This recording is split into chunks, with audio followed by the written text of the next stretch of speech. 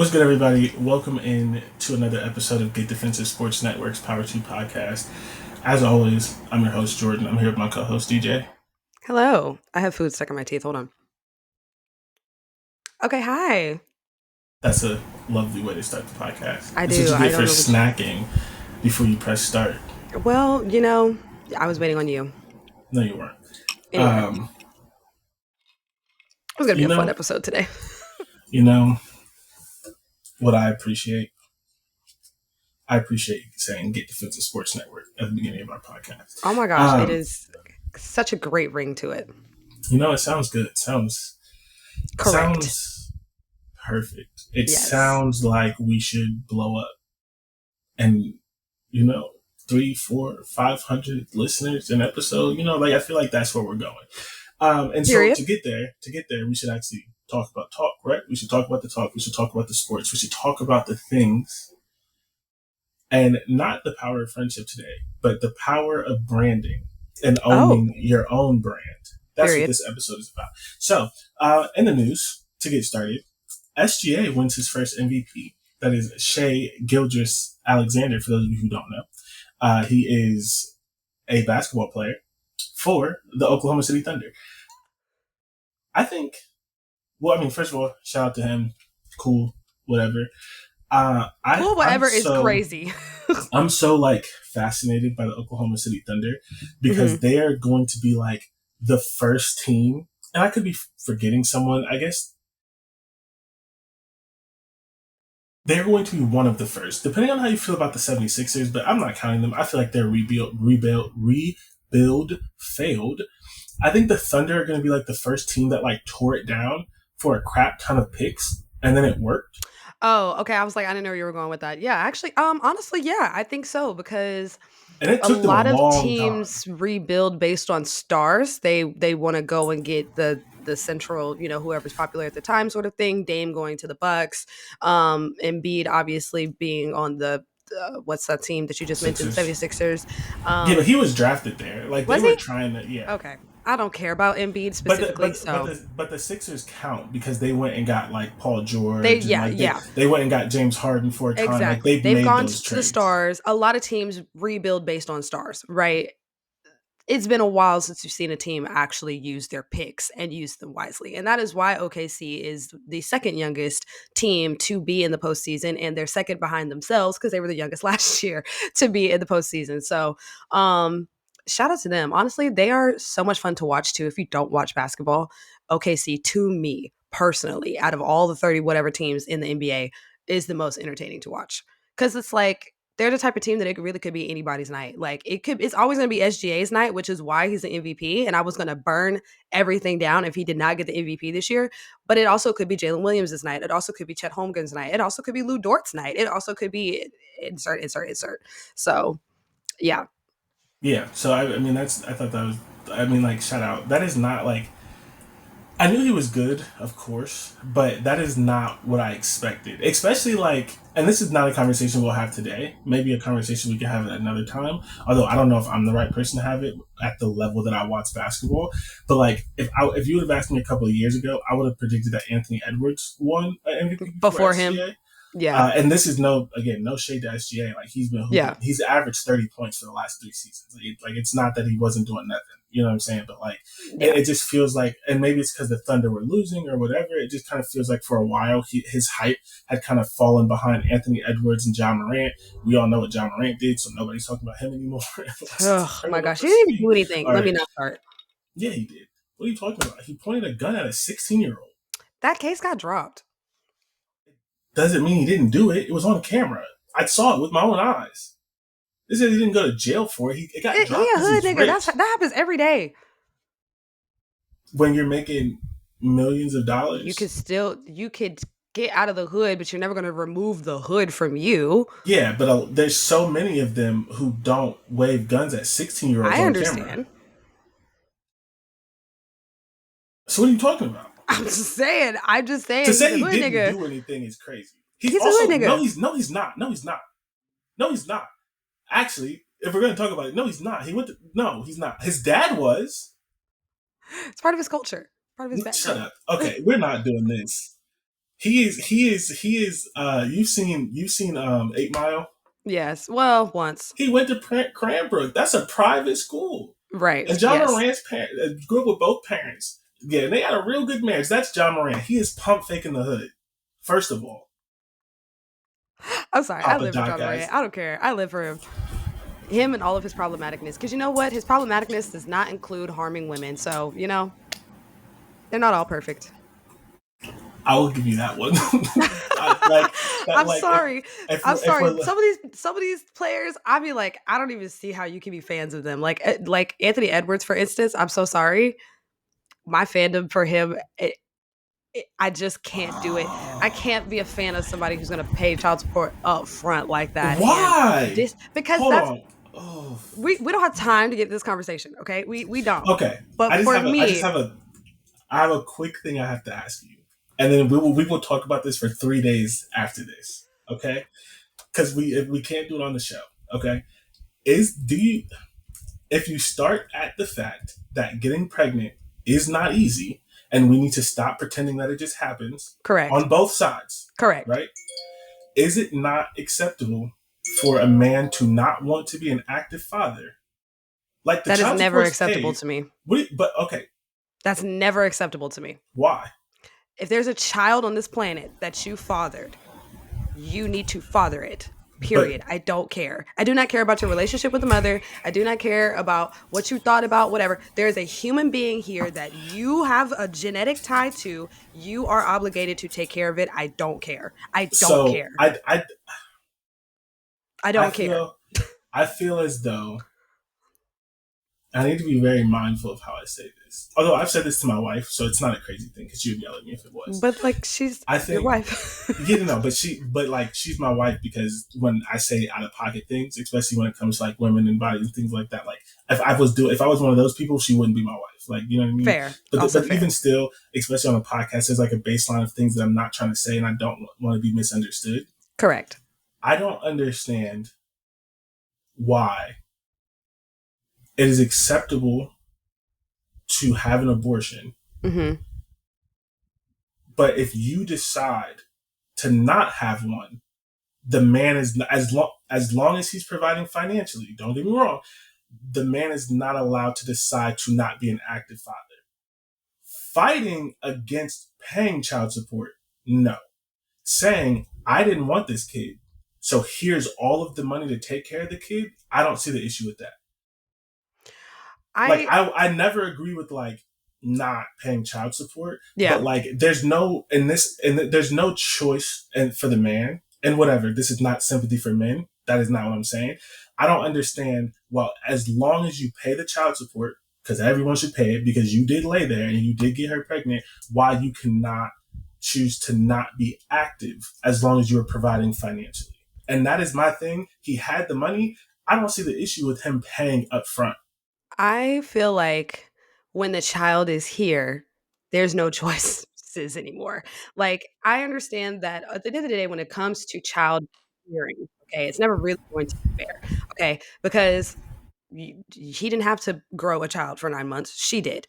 And I'm So, not looking for fair, by the way. Like, right. come That's what I'm on. like. But yeah, But the point that you're presenting is coming almost from a place of fairness. Like, well, if a woman gets to have an abortion and she can pick and choose when she gets to be a mom, why can't a man? Well, I can't really like fully answer that because there's just a level of unfairness in all of this. Like that is just how that goes. Like there's once she decided to have the child, and yes, it was made clear to her that he did not want to be a father. It was made clear to her that he wanted her to have an abortion and all these things. She made the choices that she made because she's well within her right to do that.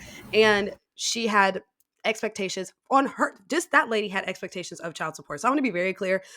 I think the situation worked out for the two of them the way that it was supposed to. I personally live my life in a way where I feel like there should just be a base level of morality. And when there is a child that is here on this planet, regardless of how you felt about it before, you should feel inclined to take care of that child because it's your child. Like, that's where I'm at. It's a morality thing. I get that, okay, he paid the child support, so that should be enough and all the other stuff. And I think for that lady, it probably is enough. I mean, realistically, given her history, him paying child support, no shade to her, but him paying child support probably was enough. I just am looking at the morality of the situation. Like, that child is not going to have a father or she's not going to have her father in her life because in my opinion I think he's making a very immature decision at this point in his life. I don't think if he was older and a little bit more like seasoned in his life he would make that type of decision. Personally, And it's that a may very be true. 23-year-old choice to make. Right. For me, I also kind of view it in the lens of like, and this is a conversation that this will be the last thing I say on this, regardless of how you respond to this. Always think about the fact that like, is it better to have two parents and one of them be bad and not interested, or Mm-hmm. to just have one? Because my thing is Mm-hmm. like with I feel like what you're saying with especially with the morality piece, it also comes with the expectation that that person's going to be a good father. Like they're going to be like, this is my kid. I'm going to step up and be a good father. But I Yeah. think that there's so much damage done with bad parents. I'm not even going to say fathers, but it's in Yeah. particular bad No, yeah, fathers, you're but right. bad parents. There's also damage done with like the thought process of like, I'm going to stay in this marriage for the kids when the Yeah. parents hate each other. And there's so much like trauma and things that go to that. Like, I think there's a lot of kind of things that happen with kids where they feel like, oh, I have to be a parent. I have to stay in this bad relationship. I have to do these things and it's best for the kid. And sometimes it's not. And so I think in this case, if he's not going to be a good father, it is better that he give the money and not be around than for him to be around only when forced and to then break that kid's heart with, oh, I'm going to pick you up and then I'm not going to pick you up. I'm going to be here and I'm not going to be here. I'm missing your fifth birthday party because I'm out clubbing or I'm doing this or I'm doing that. For me, it's like if you're not going to be an active father and you have the money, pay it and then get out of that child's life because that child can find like that woman can find a step like can marry, right? Maybe it's an uncle, maybe it's a cousin. Like you can get a male influence who actually is there and loves the child and things like that. So for me, if the child is taken care of financially, I don't see that. I would prefer that than a bad father that's around because they have to be. I respect that. I respect that thought process of, if And he's not going to be a good dad, then don't. I do respect that. I just feel and with like, that, I'm also similar with women. Like everyone's like because you had to like if you're not gonna be a good mom, no, yeah, I agree. No, leave the you should child be a with the good dad. parent if you're going to be a parent. Right, like Yes, I leave the agree. child with the dad and go do like I'm not. I also don't just because No, I don't yeah, want to to get be this clear, mixed up. you Yeah, feel that for both parents. Yeah, like because I don't feel like the dad is the only one that can walk out. Nobody should walk out the kid's life. But if the mom's a bad mom, then the dad should be a single dad. And like all men who get a woman pregnant, you should be willing to be like, if I have to be a single dad, I will be because you're not a good. But then that's all I'm anyways, saying is at this point, because with him specifically, he had 3 children in 1 year. If you don't want to be a dad, figure out what you need to do from the beginning, my guy. If you don't want which to be a is dad, figure out what you need to do. You need to be wrapping it up. You need to be having sex with partners consistently that are on birth control. Whatever the case is, if you truly do not want to be a father, because having 3 children in 1 year to me is a systematic error on his part I of do not agree with taking that. care of what he needs to take care of from the beginning. You can't assume that just because you have money or just because you ask the woman to get an abortion that she has to make that choice. She doesn't have to make that choice for you just because you're going to pay it or just because you're going to whatever. That lady was 38, the woman who he got pregnant. She's 38. I'm not Oof, that's making a disgusting. decision, which is crazy, I know. But I'm not making a decision at 38 to get an abortion maybe as quick as I would if I was 23 or 25. So Yeah, that's all. you shouldn't be sleeping with a 23 or a You should not, 38. but that's This whole again, that's why I'm like situation the is gross. situation worked out I think This the is way it was gross supposed to on for those everybody's two. part. What are you Like 38? You're with a I 23 know, year I old. know. Ugh. But what I'm getting at is just because you are asking a woman to do that or you're offering to pay for it or whatever, she's not obligated to do that. Yes, So you don't need to even be getting yourself into those sorts of situations. You know who you are. You're Anthony especially. Edwards. You know that there are going to be women who are going to be predatory in certain ways and want Mhm. to have your baby for certain things, which I do think is what's happening in this particular situation. I want to be very clear. I do not think this woman is innocent in this at all. I just don't respect somebody who can really dead ass say that there's a child on this planet and I don't want to be a parent to it. And I'm saying that about anybody, women, men, trans people, whoever in between. If there's a child walking around on this planet and you are not taking care of it and that is your child, I am judging you. I don't care. I'm listening and I'm judging. I don't care. I think that's a fair point. I Yeah. agree because I do not respect his decision. I just think he Yeah. has the right to make it. Yeah. But I will never, ever, ever feel bad for a man that is old enough to make the decision and also old enough to get snipped and then doesn't. Vasectomies are reversible. Like if you don't That want is, to have babies, go get snip it up, snipped. have fun, and then when you are at a point in your life to have a child, then you can go get it. Vasectomies are reversible. I don't know how many young men are aware of that. I don't know if they know. I don't know what y'all are taught about it, but vasectomies is not just for old dudes who don't want to have babies anymore. You can have a vasectomy and get it reversed. Honestly, and I'm this may okay. So this is either happening now or no. Sorry, this is in a trial phase. This is not happening now. They're very close to like a male birth control, Male birth which is control, exactly. which is essentially it's like a shot that Injectable. dissolves in a year. So like you don't even have to do anything. It's like, but that's not out yet. Well, of That's still course in like not. It's trial it's gonna phase. be But trials and stuff. the Yeah. the the, the vasectomy is reversible, and there's a lot of men who say they don't want kids, and then there's a lot of men who do a whole lot of stupid things, and so it's just like, hey dog, if you don't want kids, get that snip. And we live in a Just patriarchal society that puts the burden of birth control on women. And that's the part that is unfair and ridiculous because at the end of the day, I can only have one child at a time, whereas a man could have multiple. I think we yeah, have plenty examples of that. So to me, it's like to put the burden of birth control only on women and put the burden of the choice of parenthood only on women, but men can just be willy nilly on whatever they want to do. That to me is just, it's just, you're too, he's young. And that's the part that's unfortunate. And it's that I don't think he's even thinking about the repercussions of all of this once the child gets older, once he gets older. Like, I am a child support kid, okay? And I don't want to get too deep into it, but like I knew I was a child support kid and I knew that I was a financial obligation for the parent that paid child support, and that is not a fun feeling. And I don't know how I would feel as if I grew up and found out that my father decided to just pay the child support up front instead of being a dad to me. Like the what that child is gonna have to like go through to like understand that, like I hate that for her. I really, really do. yes, And that's all I'm gonna say. So, anyways, back to the athletics of the situation. I did not think AE was going to get an MVP before SGA because I've been on the SGA MVP train for about 2 or 3 years now. But to your point, I could see how like you would expect AE to get it first. I don't know. I feel like AE is probably not going to get an MVP for real until he wins a championship. why? I don't know. I feel like he's not getting evaluated in the same way as the other MVP candidates are. But I also don't feel like he's scoring at high volumes and he's making a difference on his team, but he's dominant, but it's almost like it's still not at the level of SGA, of Nikola Jokic, of who was the other candidate, Giannis. Like it's still not at that level. Right, right. It may not be there yet, but Yeah. I guess, and again, part of this is my ignorance because I don't watch basketball all the time. And part of it's my ignorance, and part of it's the media. I didn't realize that SGA was sustaining that level Yeah. because like nobody wins it their first year, right? Like Anthony Edwards MVP is probably in 2 more years, just like Yeah. SGA has been averaging 30 for 3 years, and now he got it. So like, Yeah. but I guess I just didn't expect him like it to be this year.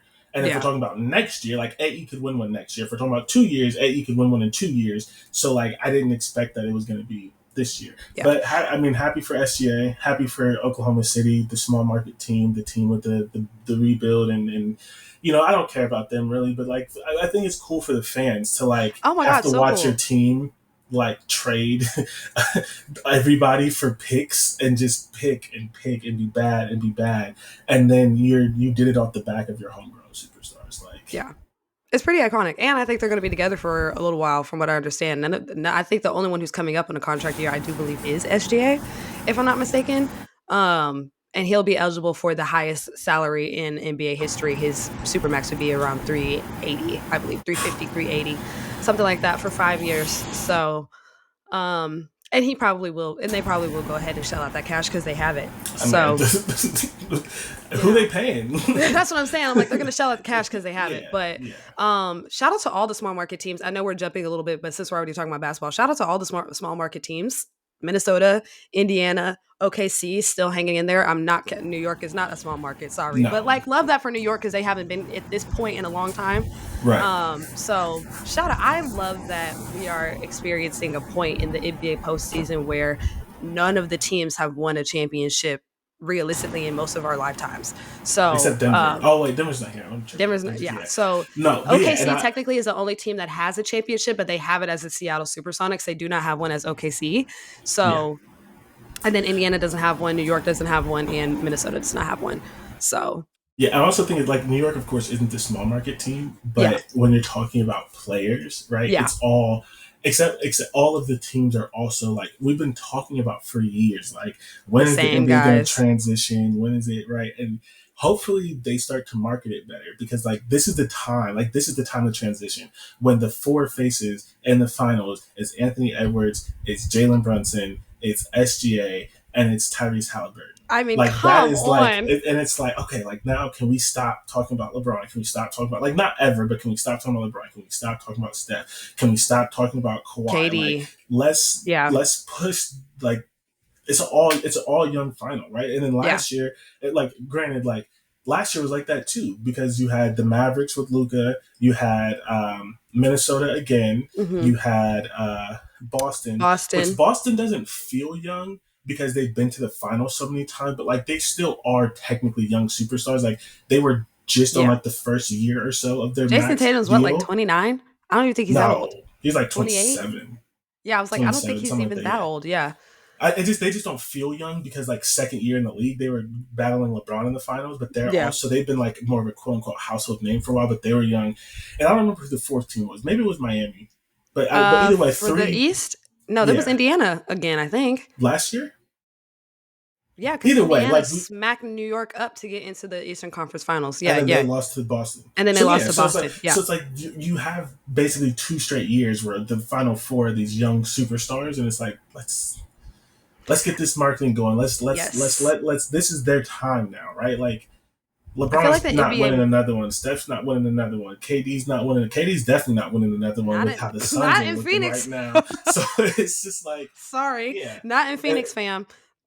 you got the Cavs. I mean, they got the balance, but the Cavs are up there. They're doing Oh, good with their young team. So it's yeah, this is if the NBA does it well, this is an exciting time, and we're starting to finally see that transition. And all I can hope is that the superstars they start to retire because that will also help.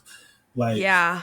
Yeah, because I feel like the NBA has gotten a little lazy in their marketing, and they're falling back on what we know. They're falling back on, oh, will LeBron get his what, fifth, sixth, whatever championship? They're falling back on Steph Curry and his shooting abilities. They're falling back on, will KD get back to the mountaintop? They're falling back on the same storylines that we've been having. And I've even noticed, like, you could tell they ain't got no storylines because I think the biggest storyline that they have for the Thunder and the Minnesota Timberwolves is the fact that SGA and Nikhil Alexander Walker are cousins. That's like the only storyline that they've been talking about this whole time. oh, say Gilgis Alexander and Kill Alex. Okay. They're cousins and they grew up together and they went to high school, I believe, together. They went in like the same area, whatever, but they grew up together. So, and they both wanted to be in the NBA together. And so this is a big deal. This is the first time that they've played each other for a Western Conference Finals. So, that's the only storyline they got.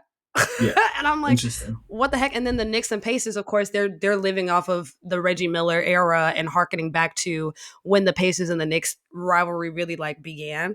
But you could tell that they haven't had to talk about anybody else for the last like 20 years. So it'll be nice to get Yeah. some new storylines built. I think I saw a tweet that said this is the first time that we've had an NBA finals that did not include or excuse me, an NBA like conference finals that did not include either Steph, LeBron, KD, James Harden. I think Russell Westbrook, KY, like it listed a few people in like 10 years. Yeah. And it'll be the first time the NBA has had 7 straight champions that were all different. Nobody has repeated. So we're in a new era. Like the NBA probably has the most parity that it's had in a while. Yep.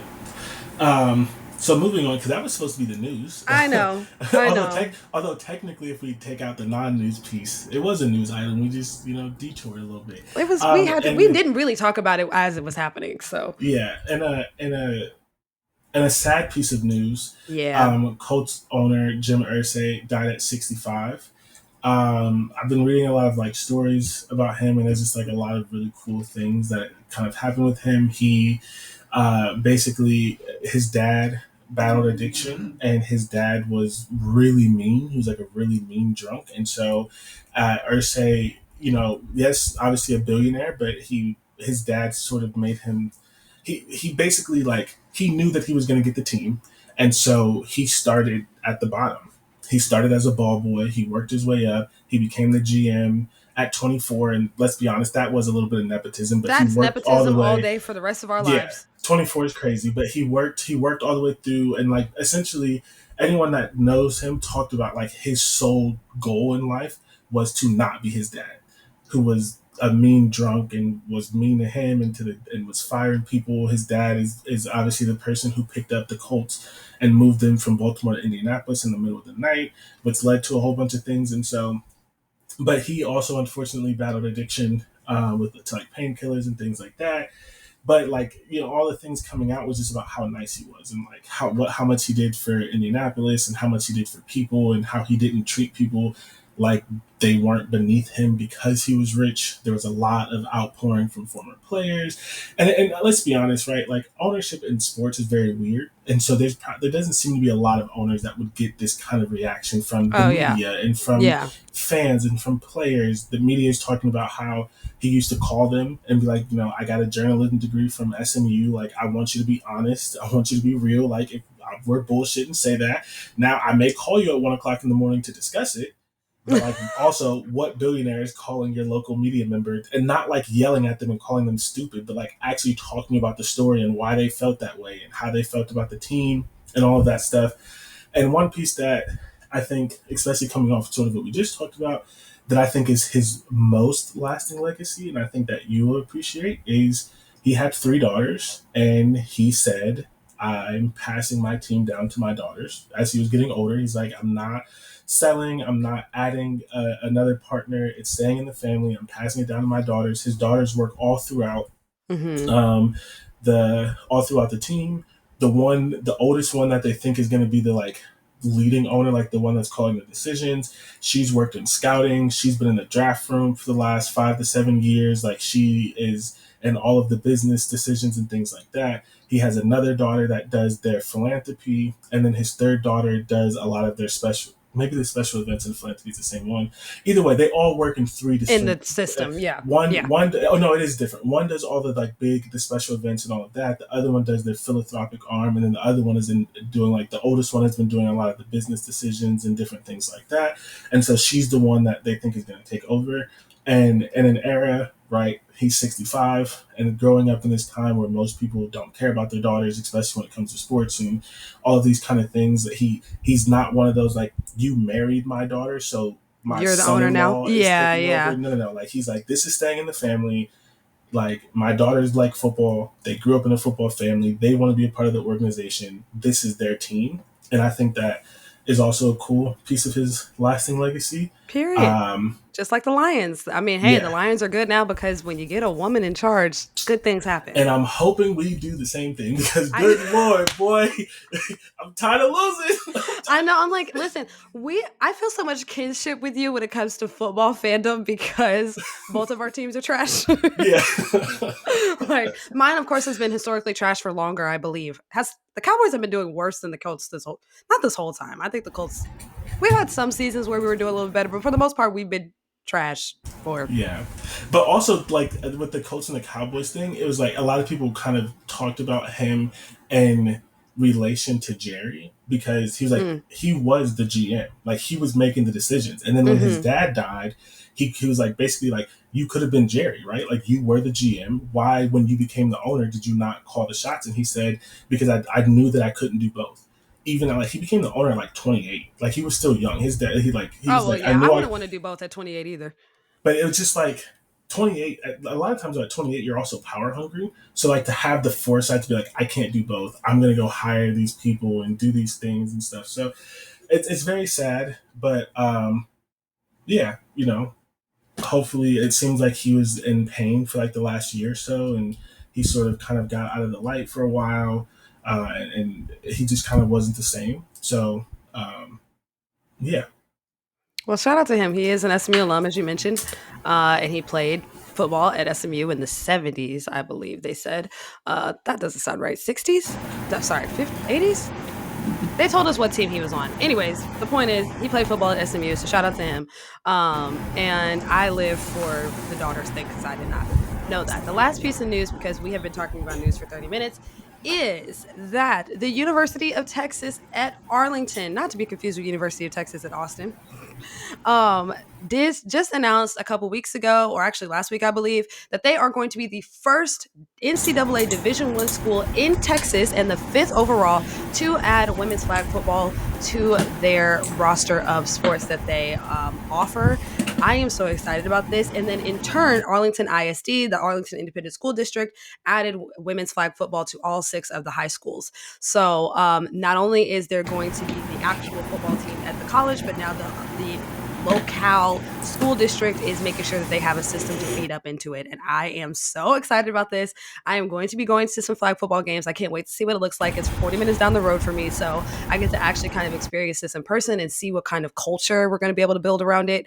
And I just love that because we talked about this obviously with the NCAA making it a sanctioned sport, like what that was going to look like as far as schools that were going to add it, which conferences were going to add it, who was kind of going to be at the forefront of it. And I love that a smaller market school like University of Texas at Arlington is saying, hey, like, we're going to take this bet, we're going to take this risk and add it on. And so hopefully we'll see a lot more larger schools and larger markets doing the same thing. So super excited. They are the first D1 school in Texas to do it, though. There are other schools in Texas that have done it. They're just not D1. Yeah. But it's also super excited because women's flag football will be debuting as an Olympic sport in this next year's Olympics in 2028. So we're creating a system, people. This is how these things stick, is when you create systems around it, when you make it into a place where you have ways to move up. I'm very interested to see how the middle school system will also be participating in this, because obviously there's middle school football. So I would imagine there should be some level of middle school girls flag football in order to kind of have even more of a feeder system, or at least starting to see more community teams and things like that pop up. So I'm really excited about it. I can't wait. Hopefully SMU is going to follow suit. No, that's dope. My best friend coaches women's flag football in Charlotte, so it is becoming bigger and bigger, and pretty soon it is going to be standard. Maybe not pretty soon, right? It does take some time, but you know, it is going to be standard. And one of my favorite things, because I don't have kids yet, and I don't even know if I'm going to have a daughter, but like one of my favorite things to look at is sort of like, at the age that I am, where will it be when I have kids? So like when my kid is going into high school, which is somewhere between 15 to 18 years, because I don't know when I'm going to have them, like where women's sports are going to be, right? And so you at 14 to 18 years, soccer is going to be blowing up. We're probably going to have women's flag football, and at most D1 schools, we're probably going to have it at all of the high schools. Like, so it's very exciting. This stuff does take time, but you just kind of keep getting the news more and more, and then and then it sort of spirals, right? It's like the WNBA, right? That spiraled. Women's soccer spiraled. You had a couple World Cups, and then boom, soccer's everywhere. And now they're talking about academies, and they're doing all of these things, and so you just need the momentum. And the momentum is there for this, and the investment. To be clear, we need momentum and investment. And I will say, like, the NFL, and maybe not everyone has paid attention to this, but the NFL has been heavily focused on women's flag football for years. Mm-hmm. Like the Dallas Cowboys is actually funding the Arlington ISD. Yeah, like it took time, but the NFL has been talking about flag football as a whole and women's flag football for 4 or 5 years, maybe even longer than that. So I think that's, and it's interesting because when they first started talking about flag football, it just sort of seemed like, oh, we're getting in trouble for concussions, so let's just do something. Do this other thing, yeah. And maybe that's how it started. But now there's like a legitimate, like, they do this. Like the NFL is like really involved in this, both for men and women, but specifically for women. So I think that's great. I love it. I'm obsessed with it. I'm excited about it. You said something and it made me think. Oh, speaking of flag football, the NFL did, and this was not something that was obviously like we were like worried about, but the NFL did officially approve for NFL players to participate in flag football for the 2028 Olympics. So I am very excited about how that roster is going to shape up and who's going to end up playing for Team USA for men's flag football. I'm very, very excited excited because obviously, like we know NFL players a little bit better. I'm sure the entire women's flag football team will not be women athletes that we're familiar with, probably. But that'll be fun because it'll give them. They'll kind of. I'm hoping they'll have like a little moment like rugby had, where we're like, we don't know who these women are, but now we're obsessed. But I'm really excited to see like how that NFL to flag football roster is going to develop. Who's going to be the coach? Who's going to be like? I'm really excited about that. Yeah. I hope it's one of the coaches from the NFL. Like, there's not a lot, but there's about 4 or 5 ish, like on field coaches like that are women in the NFL. So hopefully they Yeah, tap one yeah, or some of them to be involved, which also hypes up their profile and all of that sort of stuff. yeah. Especially the Eagles Um, coach. What is she? I think she's one of the defensive coaches, right? is she or is she strength and conditioning? One of No, the the two. Eagles one is on field. I think. I don't think she's strength and conditioning. I don't I remember think what she does though. I don't But fully I know what you're remember, but talking about. Yeah. yeah, yeah, that'd be super cool just because her profile would be pretty. Her profile is kind of the highest at this point out of all the female coaches because she just won a Super Bowl. I think she Yeah. became the first female coach to win a Super Bowl, if I'm not mistaken. So Yeah, because I think one of them, at least at one point in time, was on the Raiders, and they not winning nothing. yeah, and another one was on So, the Falcons, and they ain't and they not won. winning And nothing. yeah, Yeah. yeah, So yeah. I mean, shout out to the Falcons. We're rooting for y'all. Anyway, okay, that is all the news. yeah. To go to our 2 minute drill, very quickly for the college football has finally made a decision on something. It's Oh my not the God, full decision, but it is a they're decision that deciding. did need to be made. It's only the end of May, and the season starts in a couple of months. But they did finally decide that for 2025 only, This season. they are going to straight seating, meaning 1 through 12, meaning for all of the people who complained about this The auto team getting bids. this thing, the auto bids, and how it was sort of weird because this was sort of a weird year and Boise had a bye and whatever it was. For this year only, because we don't know what the next year is going to look like. They're going straight bids, which means the bids are going to be based off of the committee ranking. There are still auto bids. It's just not auto buys. So Oh, the okay. conference champs all get in. The best G5 team still gets in, but you do not have to be a conference champion to get a buy. So how this would have happened last year to make this make sense is last year Oregon, Penn State, Texas, and Georgia would have gotten the buys. If you remember last year, Oregon and Georgia got the bye. Texas and Penn State did not. One of those, I believe, was Arizona State, and then the other one, I believe, was who's the other one? I don't remember, but it was another team that they felt shouldn't have got it. It was Uh, Boise. it was no another team that they felt shouldn't have got in. The bye, not the shouldn't have got in. The Oh, four oh, oh, the buys. buys. I I don't think know. I wasn't listening Boise. to all the chatter about the buys. I didn't care. Yeah, I think it was Boise who got the bye. Because yeah, it was because Clemson won the ACC, but they didn't get it. Yeah, It was Boise who got the bye. yeah. So if they had straight seeding last year, this is how it would have been: Oregon 1, Georgia 2, Texas 3, Penn State 4, Notre Dame 5, Ohio State 6, Tennessee 7, Indiana 8, Boise 9, SMU 10, Arizona State 11, Clemson 12. What this would have led to is Boise versus Indiana in the first round, Clemson versus Notre Dame in the first round, Arizona State versus Ohio State in the first round, and SMU versus Tennessee in the first round. So there's a chance that we could have gotten some more interesting games Some more competitive games. Yeah, in the first round. And then how they projected who would win, just to kind of show the next thing. yeah. The second round, how this was projected is they have Oregon versus Indiana in the second round. If you remember, Oregon played Ohio State and got smacked up. Smacked up, Oregon fans were very unhappy about smacked up, that. and packed up Yeah, they would have preferred to play Indiana. Penn State would have played Notre Dame in the second round. We did get that game, but we got that game in the semis. later. Yeah, Texas would have played Ohio State in the second round. Again, we did get that game, but that would have been in the later. semis. And Georgia would have played Tennessee in the second round. So, better or worse, I don't know. I like It's it. it's there. I mean, fundamentally speaking, those are more interesting and entertaining matchups than what we ended up with. Like the first round of games I was bored. Everybody's getting blown out. Like it was a little less competitive. It didn't feel like it got competitive until the semis. So I mean, I don't know. Yeah. I think I'm glad that they're only doing it for 1 year. I'm glad that they're not like laying down and getting married to this idea, because this may not also work either, or there might still be some other wonky things. So I'm glad that they're like willing to go kind of like year to year and figure out the best way to do this and work out the kinks, because like this is the first time, well now second time that they're going to do it this way. So there's just they are just going to have to be a little bit of trial and error on like how this is all going to work. Yeah, and because of that, there is no telling when we're gonna find out about 26.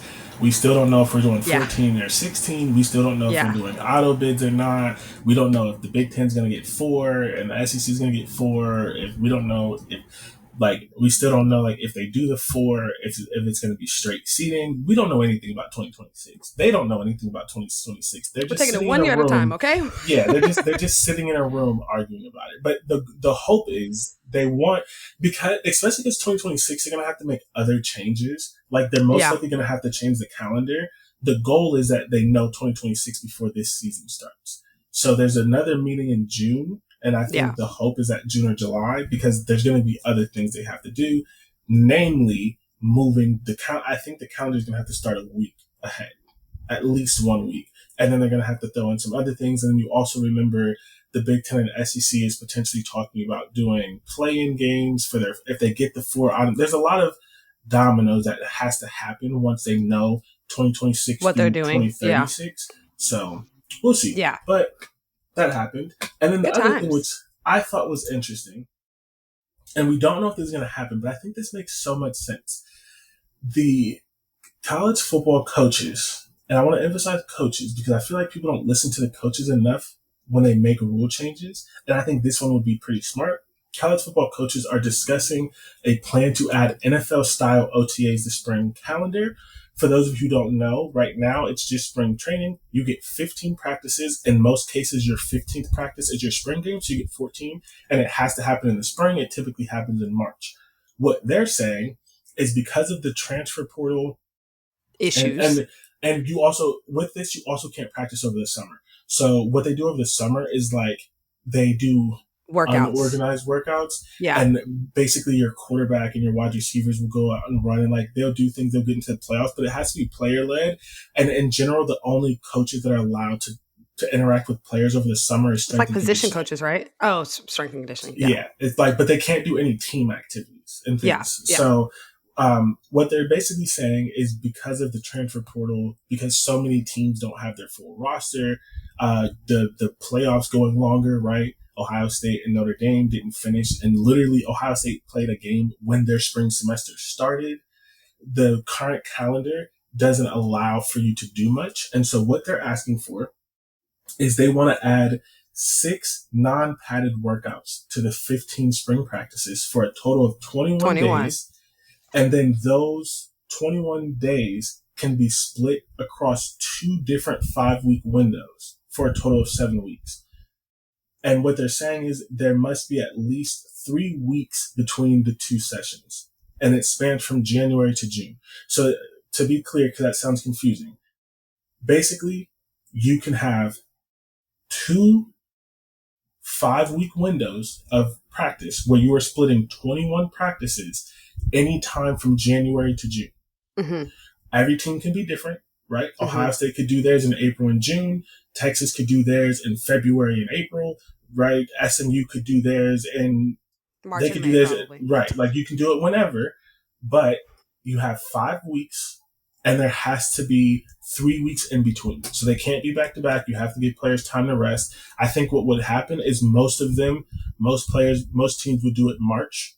They would keep their traditional, except maybe they'd cut a few, and then they would do June. Is what I think most would do. Most would do March and June.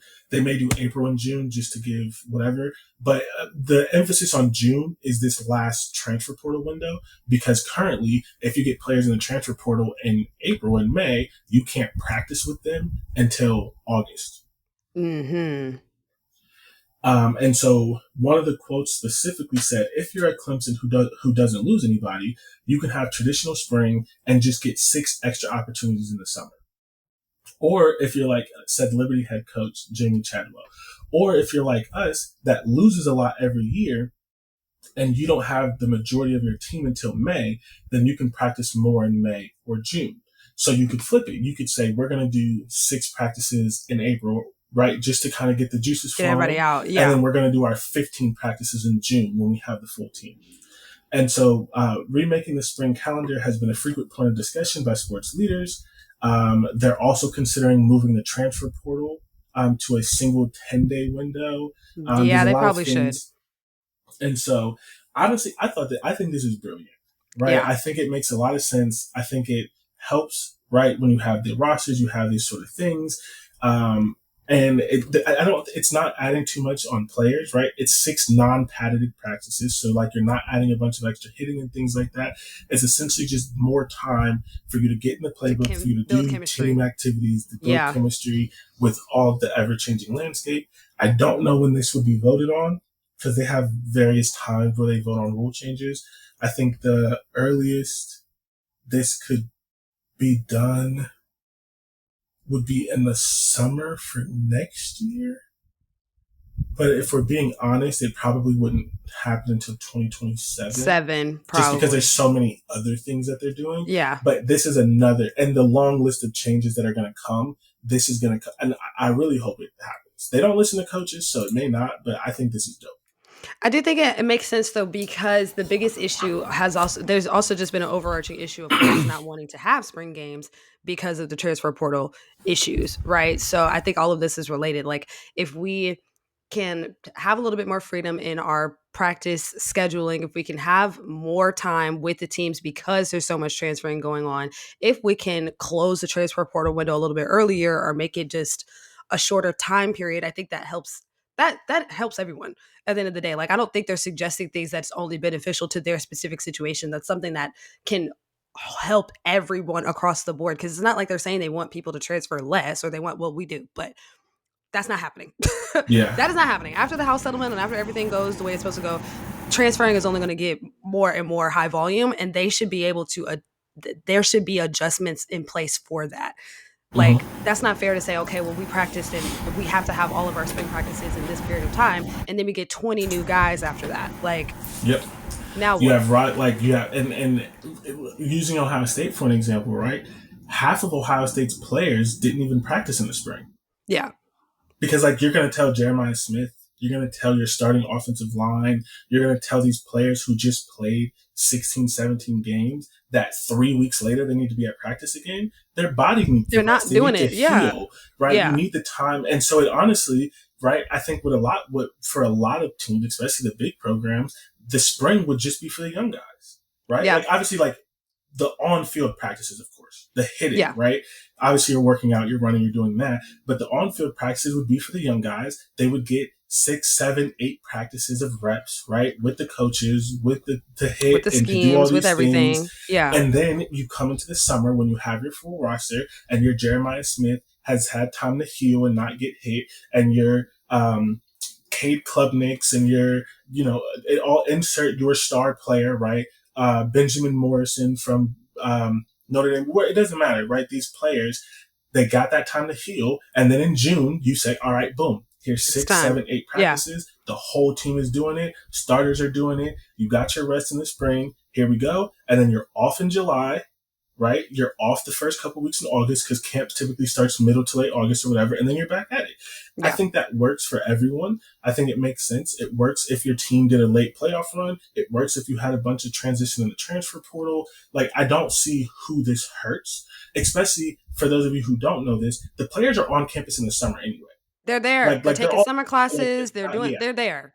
So it's like they're already there. This is one of the best ideas I've heard in a while. It's new, so there could be something later that comes up that's dumb, but like this is one of the few things that I heard and I instantly was like, that makes This could sense. work. Yeah. Yeah. Yeah. So And you have to get with the times at the end of the day. Like, you just have to get with the times. And I think this is one of those sorts of rule changes or additions, if you will, that is just indicative of the times. Like, yeah. this is where we're at. The landscape is different. More guys are transferring. There's the playoffs is longer now, especially if we're going to talk about 14 or 16 teams. Like, it's longer, it's more games, it's more activity, it's more like we have to adjust as the game continues to change. So hopefully that does work out, because I think, again, like, It's not one of those things where it's like so obviously only going to benefit like the bigger teams, or only going to like, this is something that can actually genuinely help everybody in every sort of situation. Yes. All Cute. right. Love it. Oh my So god. We are we'll see. yapping. I think this is interesting. So, as we transition to our power sweep segment, this is going to be the last thing that we talk about today. Per. Um, it is 2025.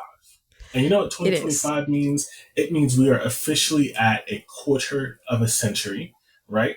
And we all know that everyone loves to do 25, Oh, 50, 75, 100, right? They like to do the best teams, right? You can't do the best teams every decade. Like people do all decade teams, but like 25 years, that's enough time where you get multiple eras. So the Athletic, they're doing a big series on the quarter century. They did one. They did a multiple for college football. So for college football, they did the best programs.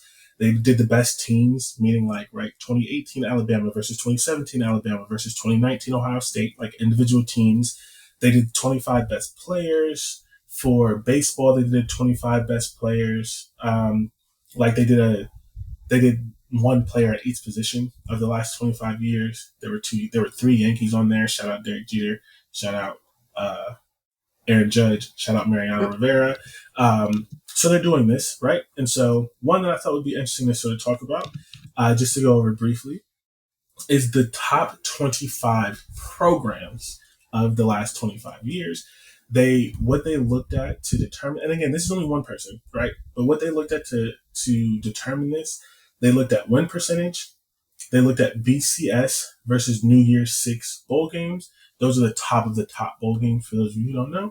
They looked at national titles. They looked at conference titles, top 10 wins, top 25 wins, top 10 rankings at the end of the season, top 25 rankings at the end of the season, and then losing seasons. come on, data. So based on all of this, I'm going to run down the teams 25 to 1, and Come then we on. just give our thoughts about any. All right. Let's rattle them off. Let's do it. So and I'll just like I'm not going to read all these stats for all of them, but just the ones that I thought were interesting. So number 25 is Michigan State.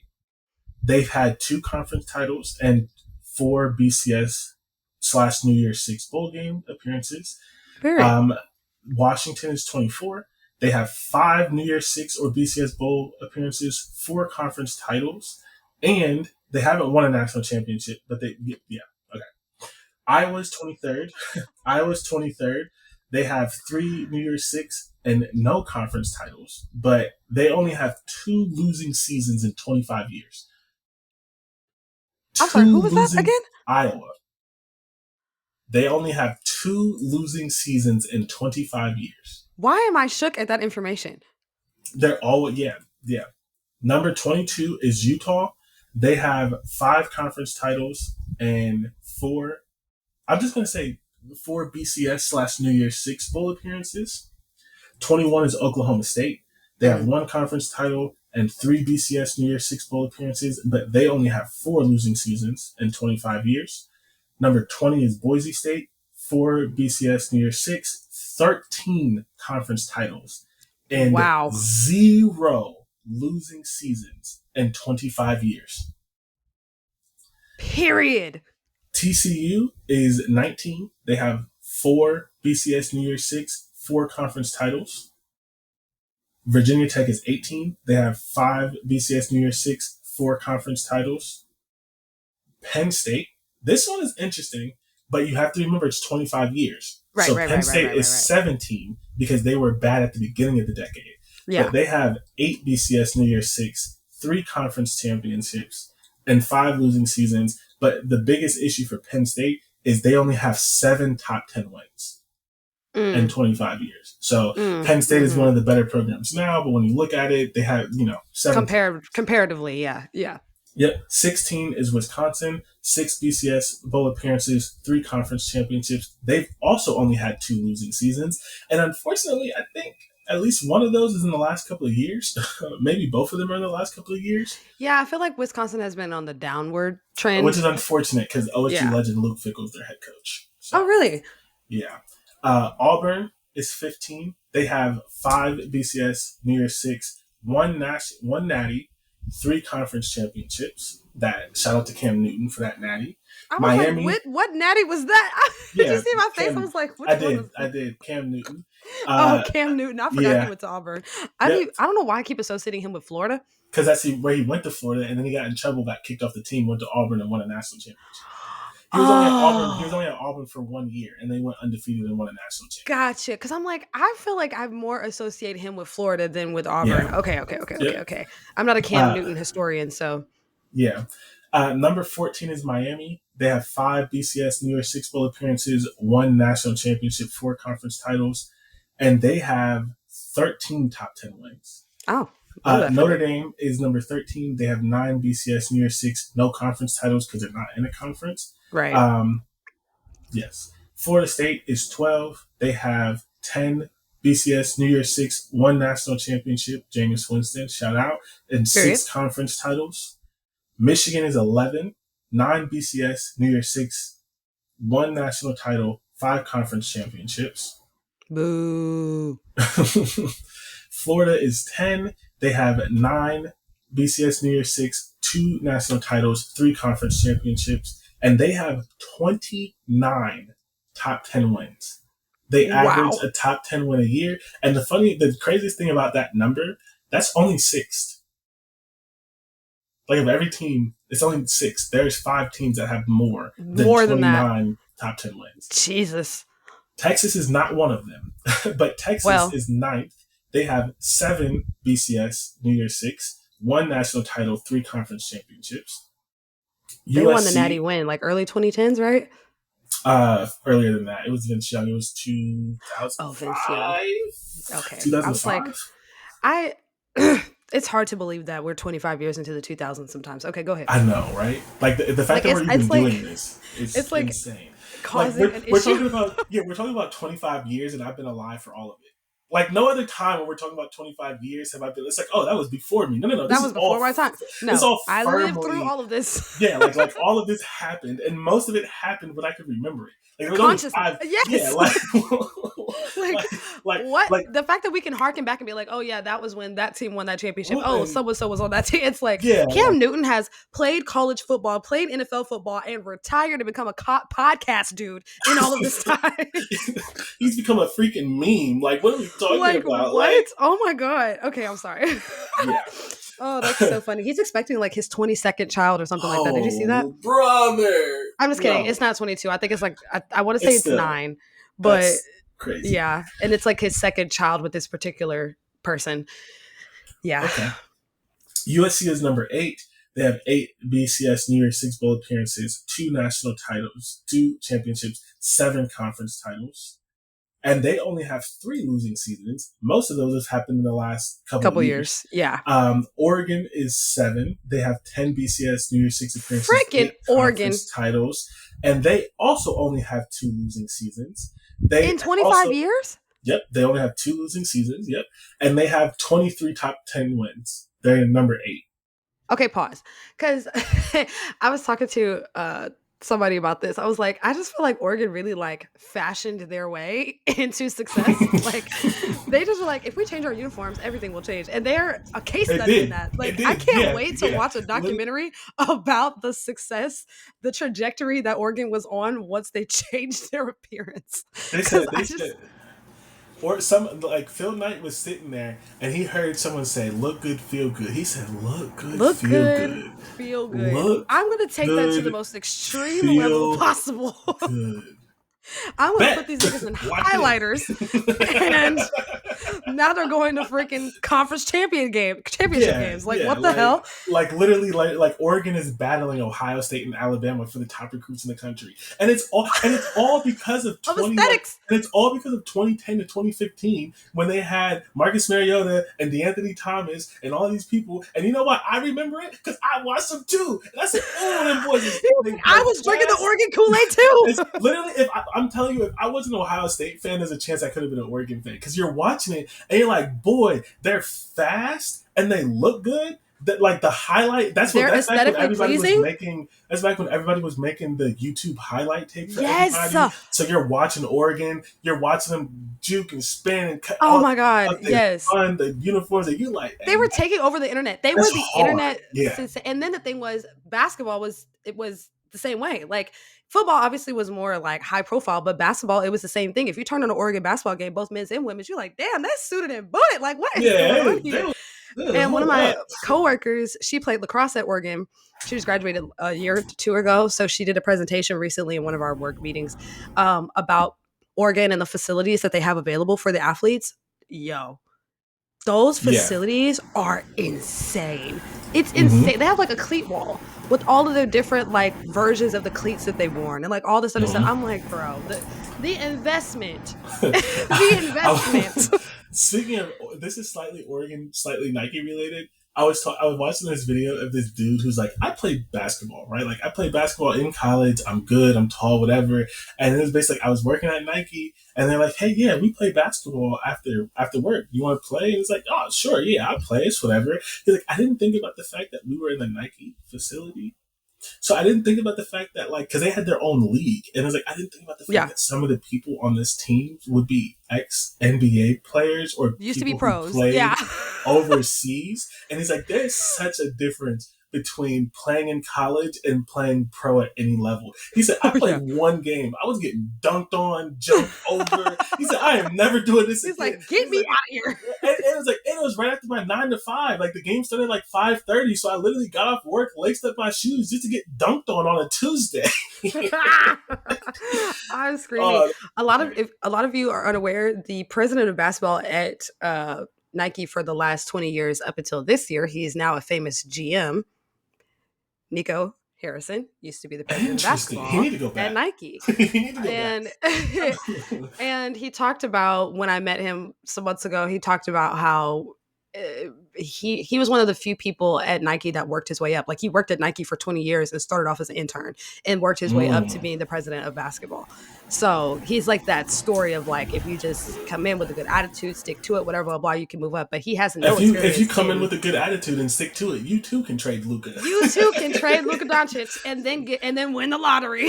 Yeah, Like, like that's insane. Nike did that. Nike did oh that. my gosh, we didn't even talk about that, dude. We didn't even talk about. Okay, I'm sorry. Go ahead. Go Yeah. ahead.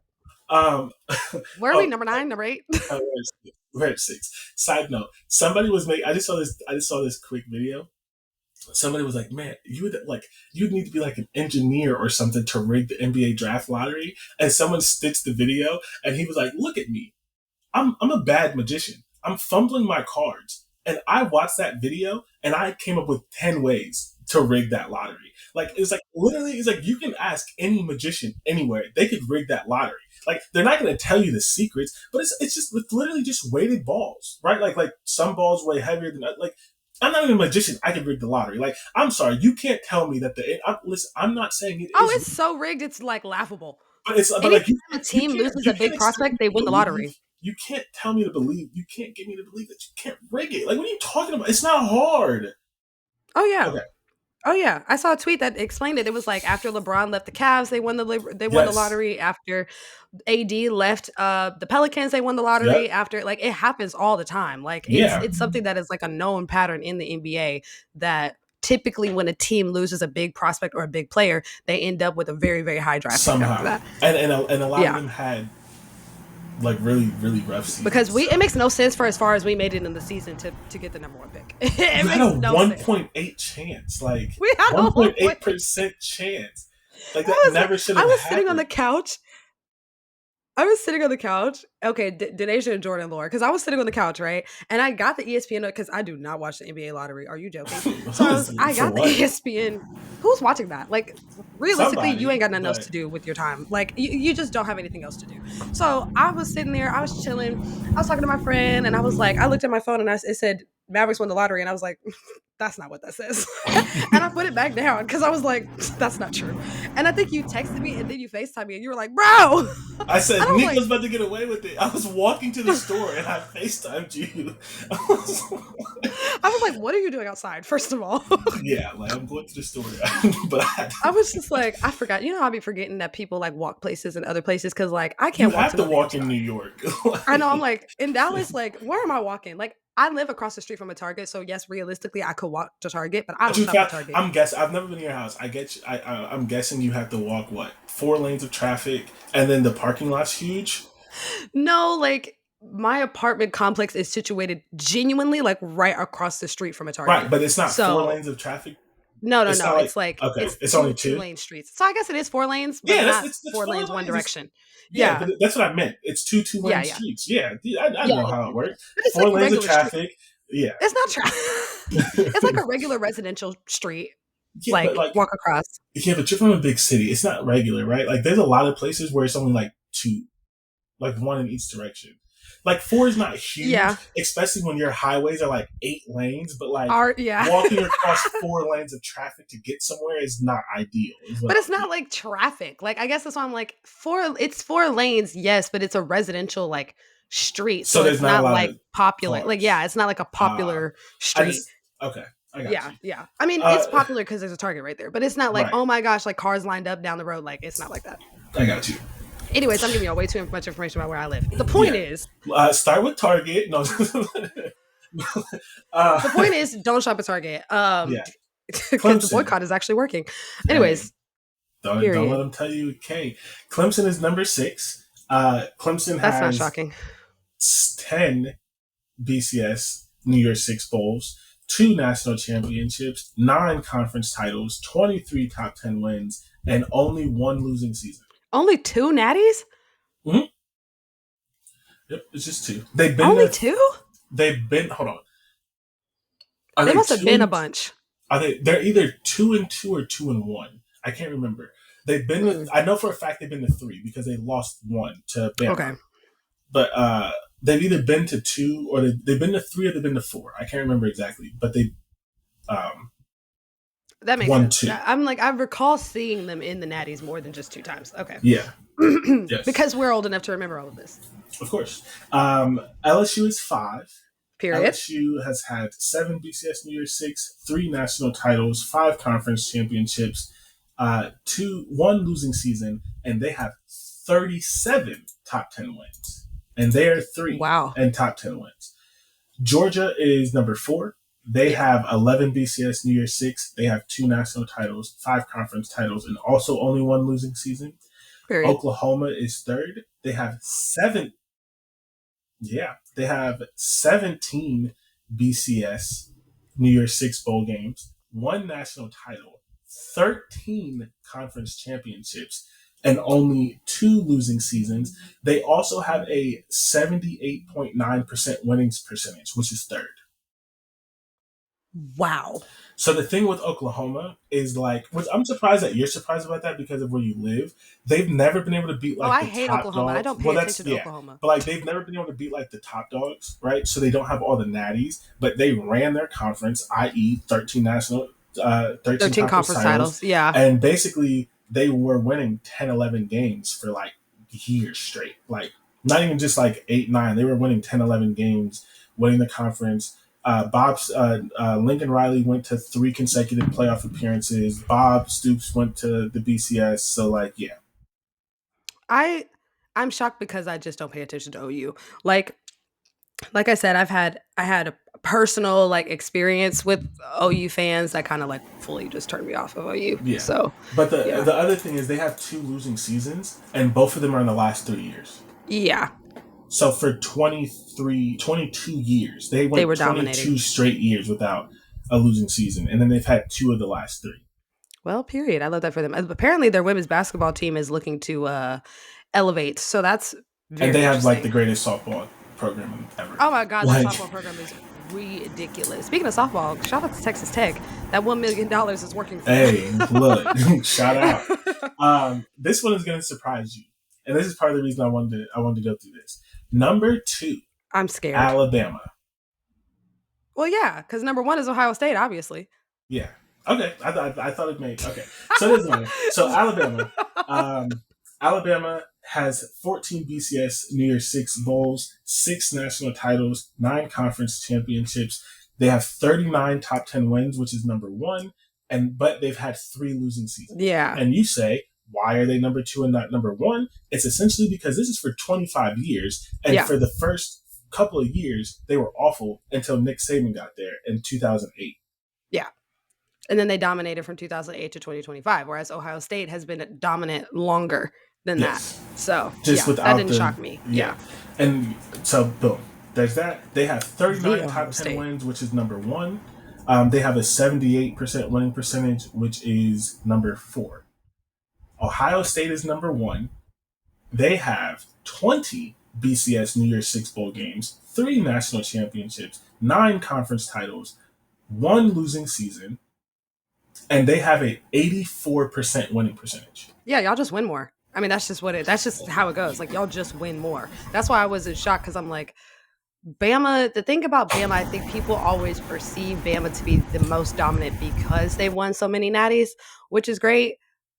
But Ohio State is winning a lot. They're just not always winning championships. That's the Yes. difference. So essentially, Which I don't and know, which so makes.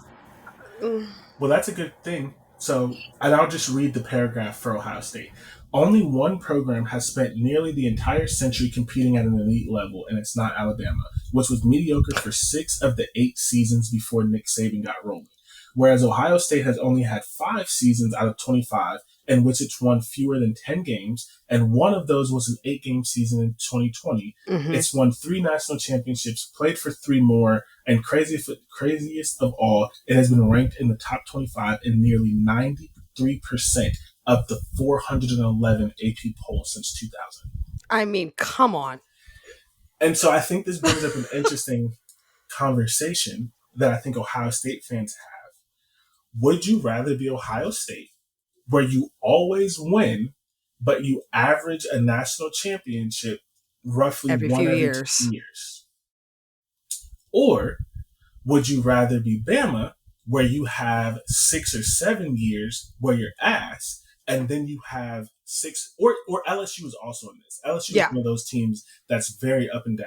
Yeah. Every Yeah. LSU coach wins a national championship, and then they suck for a few years, and then they win one. Would you rather deal with the losing years, and then you have like 5, 6, in Bama's case, like 12-ish years of just like absolute greatness, but then boom, as soon as Nick Saban left, they miss the playoffs, they lose 3, 4 games, they get upset? Or would you rather be consistent? You're always going to be one of the best teams, but you don't get the national championship as often as maybe others. And it's an interesting conversation, and I always kind of struggle with where I sit, because like, yes, it would be nice, but also in my lifetime, Ohio State has played in 6 national championships and won 3 of them, and they've had 1 losing season. And that losing season, I don't even remember when that losing season was. Probably towards the beginning, I would imagine. Yeah, I think it was towards the beginning. So it's like, I don't know. I'm going to answer this question thoughtfully. As a Cowboys fan, I have a lot of experience with high hopes and loss, right? So for me, I think, given my perspective of being a fan of a team that has not won a championship since the year that I was born, and probably won't win a championship for another probably 5 years, I have grown very happy with winning and just being a team that wins a lot. Like, realistically, I know that we speak very harshly about the Cowboys, but up until last season, we were winning 10, 11, 12 games a season. We were having good seasons. We were making it to the playoffs. We just weren't making it through the playoffs, right? Which is a whole different issue. But the winning still feels good. So I think I would almost err on the side of, we win a lot. We win a lot. Yeah. No, we're not always going to win a championship every time we get there, but we win a lot. And I feel like I would be satisfied with that, because to me, that is what true dominance is. Being the team that everybody's afraid of, being the team that is the one where you're never going to count them out. You're never going to bet against them. I think I would rather be a part of that sort of culture than Because realistically with Bama, and I'm not saying this from a negative standpoint, I'm actually more so speaking from a math standpoint and law of averages. It's going to take some time for Bama to get back to the level of dominance that they had with Nick Saban, if they ever make it to that point, because Nick Saban is a legend. He's one of the best to ever pick up a clipboard and say that he's going to coach football. So Bama may not ever experience that sort of run ever again. And if they do, it's going to be off the back of the culture that was built from that run, if that makes sense. So I don't know. I would rather be a part of a culture that is accustomed to winning in And you want, general. and I agree with you 100%. And you want to know how I know I agree with you? Because you're a The Colts fan. Indianapolis Colts. When we Exactly. had Peyton Manning, I Exactly. literally pulled it up. Peyton Manning's first year, they went 3-30. They literally called him 12-4 Peyton Manning because the worst he did was 12-4 most years. Yeah. When the Colts had Peyton Manning, they went 3-13 his first year. They went 6-10 his fourth year. Every other year, 13-3, 10-6, 10-6, 12-4, 12-4, 14-2, 12-4, 13-3, 12-4, 14-2, 10-6. He goes to the Broncos, 13-3, 13-3, 12-4. Peyton Manning guaranteed you 12 wins. 12-4. You were going 12 wins and you were going into the playoffs. He only, in all of his time, he only has 2 Super Bowls, but you always contended. And now, as a Colts fan who's not even making the playoffs, I would kill To to have that average again. 11 to 13 Yeah. games a year, to just know they're Yeah. gonna be good, like to just know like we're gonna be there. And if our we play our cards right, it could be our year. And that's Yeah. how it is as an Ohio State fan. And yes, the heartbreak hurt, right? When you win one and then you lose two straight and then you don't always get there. But you know it's 10, it's 11 games. And yeah, as a Colts fan, it's like, I would do anything to get 12-4 back. Like, Yeah. we've like, and the thing is, like, we're bad, but we're never bad enough. Because now we're like 8-8, 7-9. So we're getting like the 13th pick. And rarely does pick 13 to 18 change the franchise. Yeah, So of it's like we're course. not getting the number one pick, but we're not going to the playoffs, and it's just like fucking purgatory. So I It's agree. like ass central right there in the middle. Because I would rather be, realistically, I'd rather be like one of the worst or one of the best. I don't want to Yes, be like in the middle where nothing is happening. We're not going to the playoffs. We're because not like that would be like hell, I mean, think about like it, the right? plateau. The Houston Texans, they were one of the worst for a while. They ended up Yeah, getting C.J. Stroud, right? They're yeah. and especially in the NFL, the Oklahoma City Thunder, they took their beatings, they took their whippings, and now First they're playoff since 2016. maybe they're the favorite to win the championship. They have their MVP. They have their young core. Like, you have all these things, and that's why I'm like, I just want the Colts to tank. And like, this is the totally other thing. I'm I'm literally like football terrified because this year and next year are legitimately going to be great for quarterbacks. But again, it doesn't mean they're all going to be good, but this is going to be the best couple years of quarterbacks that we've had in a long In a time. while. And Yeah. I'm terrified that we're going to win like 9 games and we're still not going to be sure about Anthony Richardson, but we're not going to be in the place to draft a good quarterback. Yeah. And like, I like Anthony Richardson. I want him to succeed. But if he's not gonna be good, please just be bad. Like, please, Don't please. win games. Especially like RIP Jim Irsay, but we have a new owner. So if we're bad, we can get a new GM, we get a new coach, we get a new quarterback, and we could start We could, fresh yeah, cut in it. Yeah. Yeah. 2026. And I'm so terrified that fucking Daniel Jones is going to take us to like This is going to nine be and the one eight season. or something. And we're going to make the playoffs. And then we're going to be at like pick 18. And all the quarterbacks are going to be gone. And we're going to be sitting there fucking twiddling our thumbs. Just Bro, like, God, no Arch Manning. I don't even like Arch Manning. but Peyton we'll Manning, take Arch him. Manning? What are you talking? Like, right? Like, Francisco Mendoza? Can we get Lenore Sellers? Can we get Patrick Mahomes Jr.? I take him. Who He's is not going to be Patrick as Mahomes Jr.? good.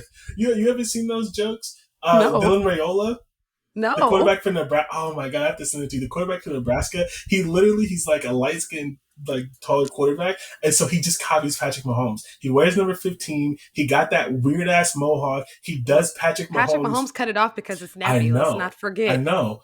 Which brings me to another point, but he does like before games, he does Patrick Mahomes warm up, like his whole warm up.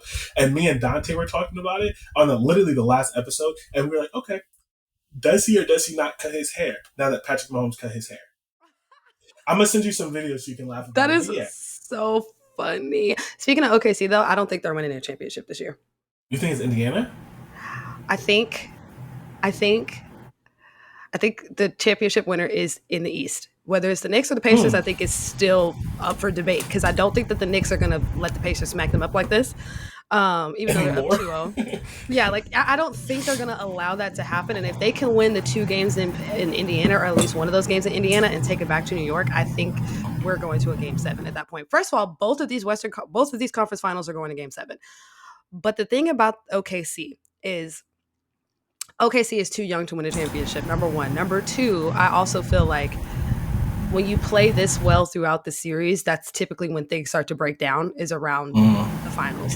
And also, I firmly believe that no team that is worth anything is winning a championship within their first year. There has to be an experience of almost like collective heartbreak first before Mm. they come out and actually win. That's why Boston won the way that they did, because they experienced that collective heartbreak so many times. So I And think OKC needs to have that one moment where it's like, we made it to the mountaintop and we did not get there. And then they're going to come back the next year and just yeah, which take is over. interesting because I'm not counting out the Minnesota because Minnesota Oh, had that me heart. neither. Me neither. Minnesota had that heartbreak last year. They did exactly. They have the collective heartbreak, and then the thing about Minnesota, and this is what makes it so frustrating, is with OKC being up 2-0, is the fact that Julius Randle is playing the best basketball that he's ever played in his fucking life. In Crazy. his life, AE is having some weird stuff going on. He's had some ankle tweaks. He's had some. So I feel like he just hasn't been able to really get into the game the way he wants to. Rudy Gobert is having a good season. He's not fouling out and doing all the other extra stuff that sometimes usually happens with him. And then the other pieces. Why do I always want to call him Najee? That's not his name. Naz Reid, all the other guys. So I feel like with the Timberwolves, once they're back home, the OKC should be scared. OKC should Yeah. be very, very scared. So, but either way, that's why I'm saying, like, I do think the champion is from the East this year. I don't think the champion is from the West, because I also don't think either team is ready in the West. I don't like, but I still to this day can't say, oh, it's going to be the Timberwolves and the Knicks. I don't know. I really Yeah. don't know who it's going to be right now. I just hope it doesn't continue in this blowout fashion. That's Yeah, well, it's going the to. Pacers isn't blowing. Those games aren't blowouts. They're They're catching just up. Yeah, up yeah, 2-0. But yeah. yeah, yeah. Okay. Shout out So to Tyrese any Halliburton, man. yeah hooping. What the hell? What the hell, Burton? What the hell, Cyrus? Okay, thank you so What much. the I'm hell going to get on off the. James? Okay. So Oh, Lotto any said, "What the Missy Elliott?" And that's when I was like, "I have to check out of that's this." yeah. Do you have any last thoughts about the top 25 programs of the 21st century, or shall we go to our 2 minute warning and wrap it up? I wish SMU was in. I'm just kidding. I'm The kidding. next 25 years. Right, right, right, you right, know? right. Next, the Um, next 25 years. Um, no, that's dope. I love data crap like that. Like I'm a nerd in that way. yeah. So that's I've really, been really reading dope. all of them. Yeah, I even read the baseball one, and I didn't like. I have no opinion on baseball yeah. because I watch enough to know what the Yankees are doing, but I don't watch enough to be able to like. This is the best second baseman of the last 25 years. What is the So second baseman? I just Sorry. read it. I just read it to like read it just because I was like 25 top 25. Yeah, like I read all of the top 75 player stuff that the Athletic was doing. I disagreed with a lot of it, but like everything. Not I And then they disagreed. if you like data, I may need to send this to you. I don't know if you saw it. They did a goat debate, but they did it based on data alone, Oh my god, and yes. then they ranked them. That was interesting. So yeah, but okay. So 2 minute warning. You can go first, and then we're gonna just end the show on a negative I note. know. Wait, no. Oh God. Okay. So, because I have so many things to say about yours. Mine is very, very simple. I was talking about this on the last show. Also, thanks for sticking with us, guys. We knew we took a week off because somebody was busy. Celebrating his wife, obviously. But anyways, I mentioned on the last episode that I was really, really determined to log on to that damn internet on May 6th and May 15th and get my damn A1s. And I got them. And I'm very, very excited about it. I went the first drop sold out in 3 minutes. So that was just not even something that I was even going to be able to participate in. But the first drop was only for the pink A1s. The second drop, which was May 15th, was for the pearls and the indigo girls. If you don't know what that is, it's the colorways. Pearl is all white. Indigo girl is the ones that's like blue, all the different shades of blue. I got indigo girl. Shout out to my small feet. I got to get them in youth sizes because the adult sizes sold out, but the youth sizes were still available. So yeah, I got my shoes. I ordered them online. I picked them up at the Nike store. I've worn them once already. Great shoe. Honestly, No notes. It is a great shoe. I personally would not have been able to play basketball in them because I need shoes with ankle support. But if you like to play basketball in a low top shoe, I actually would genuinely suggest that you try out the A1s because they're a nice, lightweight, bouncy shoe that would really actually aid in performance because they feel like an extension of your foot. So if you're on the market for a basketball shoe, I really actually do highly suggest the A1s. If you're on the market for a cute shoe to wear, out to your summer parties, I also would suggest the A1s because I've gotten lots and lots of compliments. So I'm very happy. Thank you so much, Asia Wilson. Yes, shout out. I need to get me a pair at some point, but I haven't spent money on shoes in a very long time, and it's heartbreaking. As you I can see, haven't the either. shoes behind me, and Period. unfortunately for Asia Wilson, my next pair of shoes will not be hers. I Um. have some shoes that are deep down in my bag that I need to buy that I haven't gotten in a while. So, Oh, and but I will be yes, getting a pair for sure. the price point is $90 for the youth size and 110 for the adult size, which I think is pretty fair considering Nike prices. So if you're on the market for a shoe, I highly suggest it. I also will say size down because I did have to take my shoes back because I got a five and a half in youth and it was too big. And I'm normally a 5.5 in youth because that's a size 6. But I had to size down. So be aware that the shoes weren't big. Yes. Okay. Period. Let me take a deep breath. You should get yourself a pair of A1s though. So I would really love to know what shoe you're getting instead of an A1. Now we have to talk about that for just a moment. I'm going to get the UNC Jordans.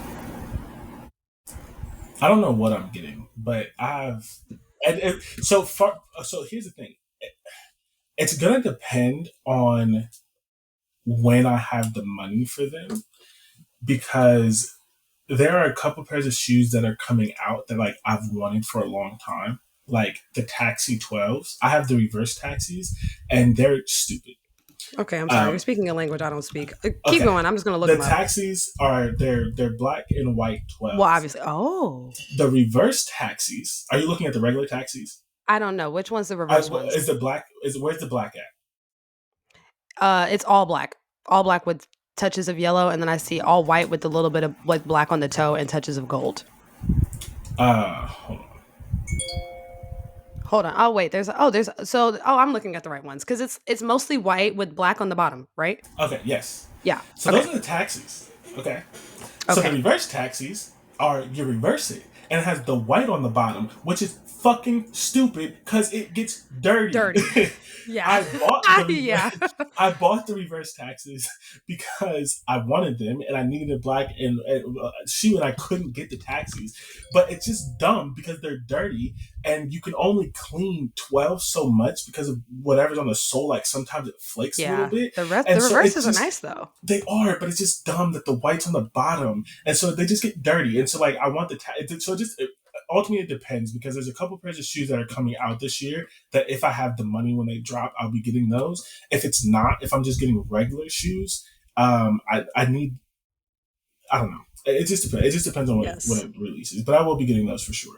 Period. Okay, so Down with the one more thing. Down with the shoe resale market. Okay, StockX. it's Y'all it's dying. It's dying. y'all deserve jail time. For the resale prices of the A1s alone, you people deserve Yeah. jail time. You want to know what's my favorite thing? They tried to gentrify shoes and it worked for a little bit. And then some of them were like, oh my God, why can I get these shoes in the shoe store? And it's like, because that's what's supposed to happen with shoes. I'm sorry you didn't start buying shoes until hype beast culture, but like I grew up when you can get Jordans and You shoes. Like went to the store and you stood in line. and the thing that killed me about the shoe selling culture was when it was like, we're reselling dunks? Dunks.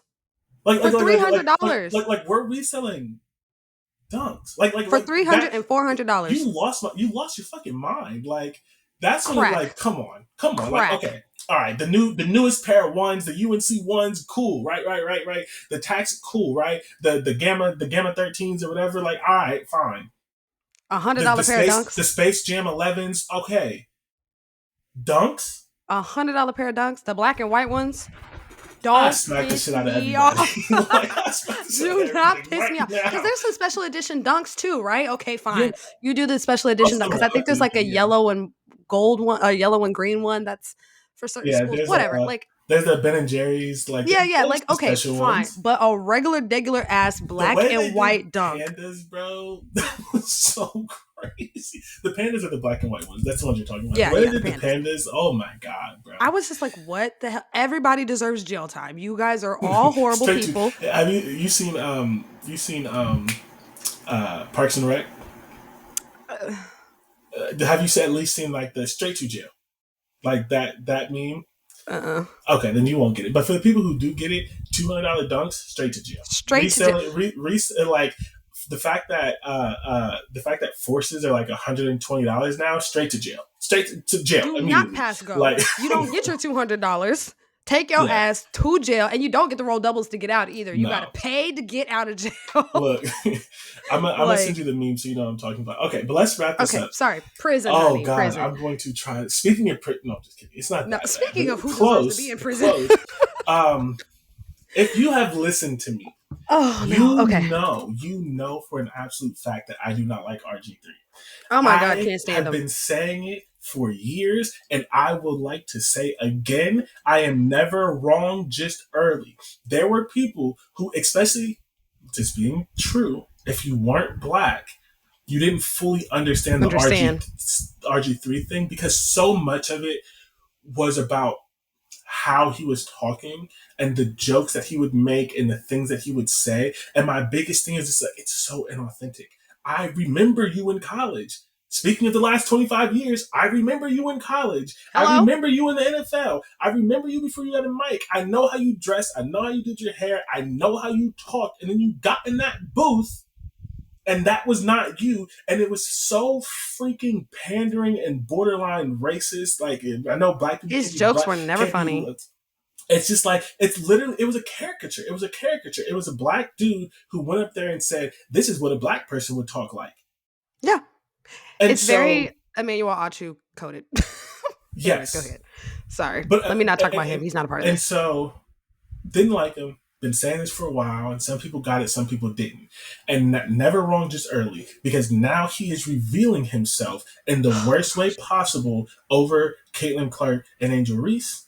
And Ryan Clark, I am a huge Ryan Clark fan. Ryan Clark is so, and I hate saying this because this is such a bad compliment for black people, but I'm not saying it. He's so eloquent.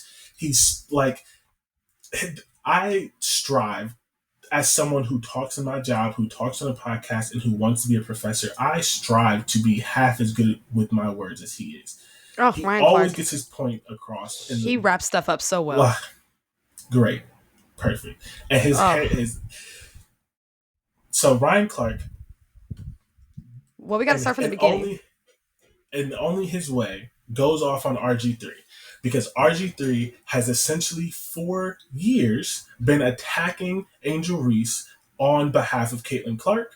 The most recent thing that he did is he goes on his podcast with his white wife. No, he did something before that. What? So for WNBA opening weekend, of course, the first game of the year was a Chicago Sky Indiana Fever game because they're trying to force this rivalry that doesn't exist. Caitlin Clark got a flagrant foul against Angel Reese. Angel Reese was not very happy about the foul that occurred, and so she kind of bucked up to Caitlin. There was a little bit of whatever, and everybody moved on. They both said it was a basketball play. Let's not worry about it, blah, blah, blah, blah. But as everybody knows, anytime something happens between Angel Reese and Caitlin Clark, everybody's got to pull out their dissertation topics. Right after that happened, RG3 tweeted, and I quote, "After watching Caitlin Clark's flagrant foul on Angel Reese and the aftermath, there is no way Angel Reese can continue the lie that she doesn't like Caitlin Clark. I know what hatred looks like. Angel Reese hates, in all caps, Caitlin Clark. Not some basketball rivalry here either. Hate."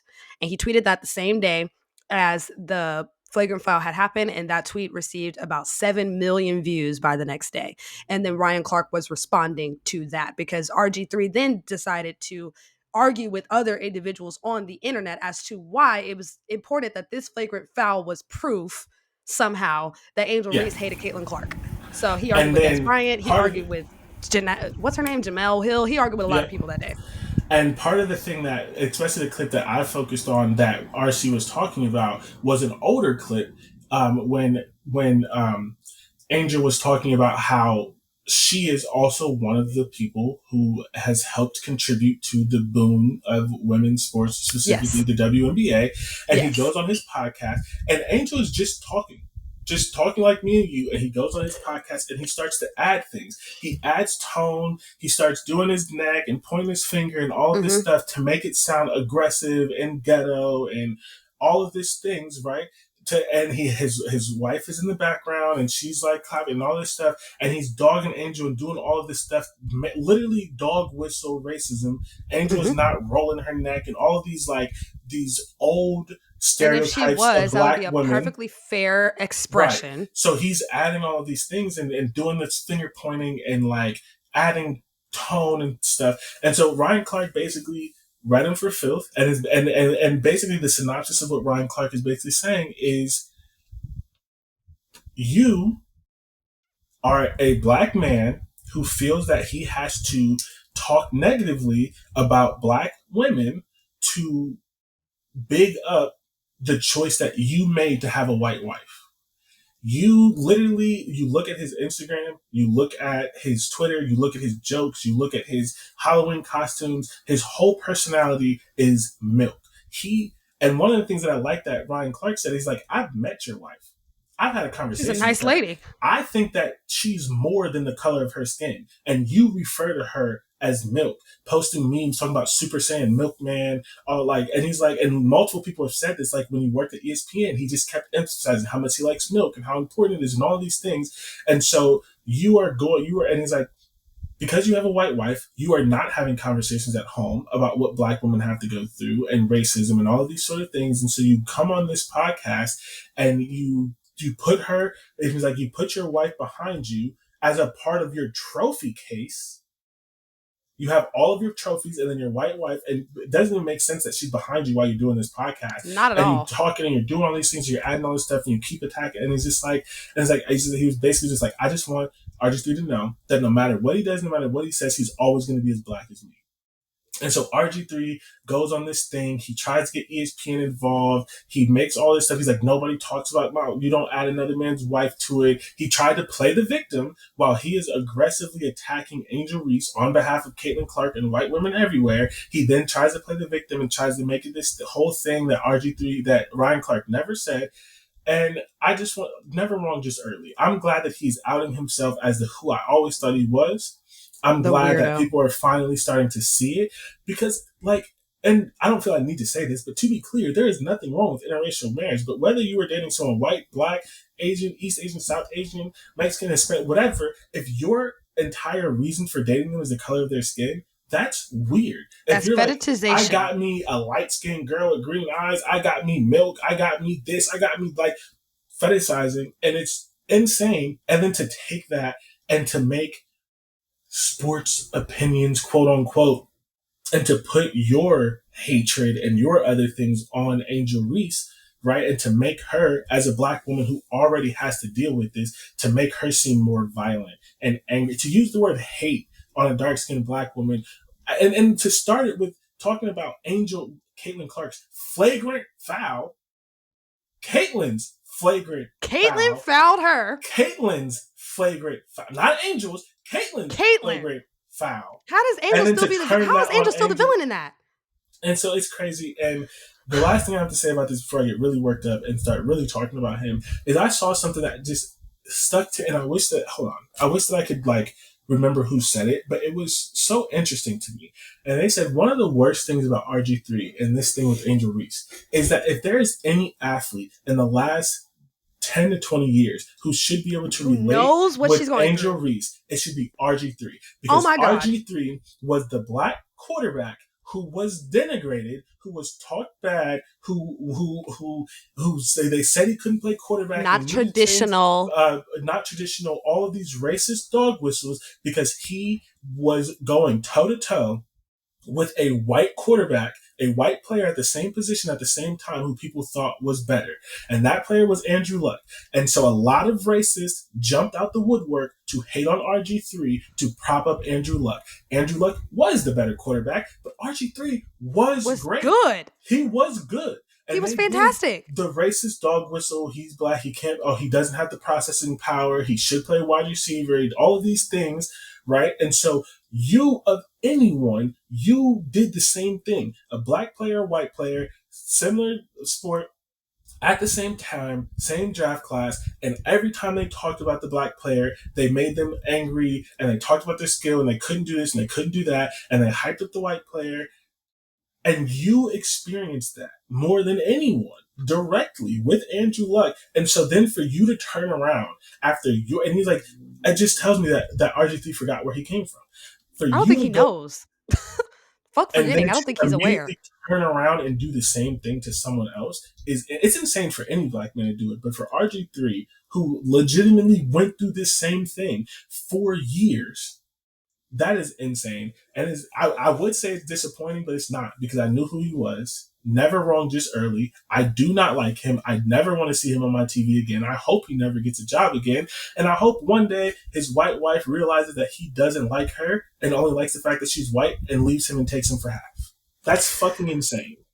So here's where I'm at on it. I am just genuinely confused when people have discourse about Angel and Caitlyn. That's not productive. Like, at this point, okay, because we're 3 years into this fake rivalry. What were you trying to accomplish by tweeting that specific thing? What were you trying to accomplish? Because he also was trying to defend himself in his podcast and say, "Oh, I'm just giving my sports opinion." There was nothing about sports in that. There was nothing about the game of basketball when you are implying that someone hates someone else. Because I want to be clear, making the implication that either one of these women hate each other when they have very clearly told us that they do not hate each other is, to me, at this point, you are stoking a fire that you know is going to get you clicks and views. Yes. Because it has been made very clear that they don't have any animosity towards one another. They're just competing with each other. I also really feel like this conversation is continuously getting disingenuous because they play two different positions, which is why, for me, you will never be able to convince me that this is a rivalry that is based on anything other than racism. Because that's the other thing that we have to be so very, very cognizant of, is that this particular rivalry, much like Magic and Larry, because people make this comparison for a lot of reasons, but they rarely ever make it for this one. That rivalry was also built on racism. Okay, I mean, they it was. literally called him the Great White Hope. Thank you. That rivalry was also built on racism, just as much as it was a skill thing and they played similar positions and all those other things. That rivalry was very heavily built and pushed on racism, and that is the same thing that is happening. And the unfortunate part of it is that it's built on racism and misogynoir. It's built on both because these are women. So at this point, as a person in the media, it is incredibly irresponsible to indicate anything about those women's personal feelings towards one another because you know people are going to latch on to that and just take it as far as they fucking can. Caitlin Clark's fan base has shown us that they are the most unhinged fan base that we have seen since the Barbs. Okay?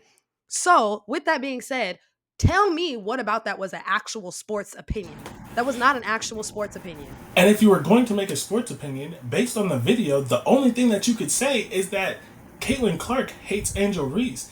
As the like that was not, and they both said That the would be right a better thing. conclusion, which I also don't like. And We need to stop saying that it's these women wrong. hate each other. It is very wrong. But if you were going to say anything, that would be the one. Because the thing is, they both said it's a basketball play because they knew if they said anything different, how it would blow up. The But internet, it wasn't a yes. basketball play. It was No, it was a flagrant foul. retaliatory.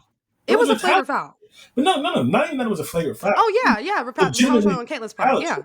because Angel put in a basketball move, pushed someone to get a rebound. It wasn't Mm-hmm. called. It could have been a hands to the back. It wasn't called. And Mm-hmm. Caitlin saw her grab the ball, looked at her teammate, and ran at her and fouled her. It And was fouled her. retaliatory. It wasn't Yeah, in the which is the same thing, by the way, that Kennedy Carter did to her the year prior.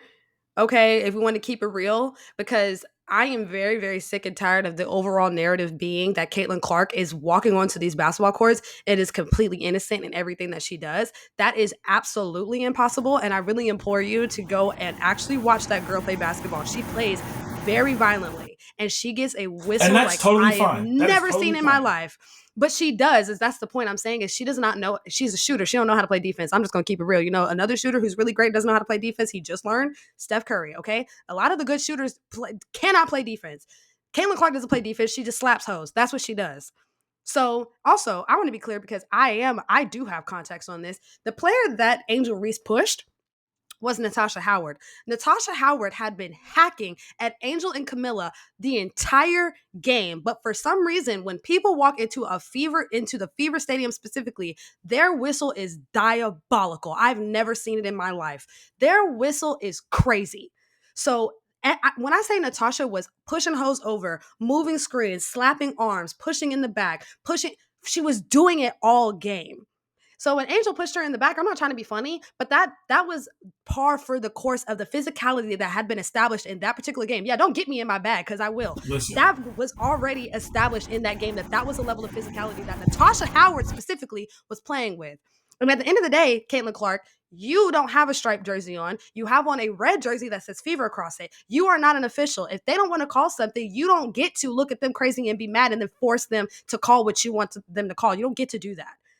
And that's why you got a fucking flavor one, because you're doing too fucking much. Sorry. You're doing too fucking much. If she didn't get called for that foul, who are you to then go and potentially injure her by pushing her over like that? right. Because the physicality of the game was very, very high. The refs weren't calling much of anything. So if they didn't want to call that push in the back on Natasha Howard because they felt like that was not something worth calling, who the fuck are you?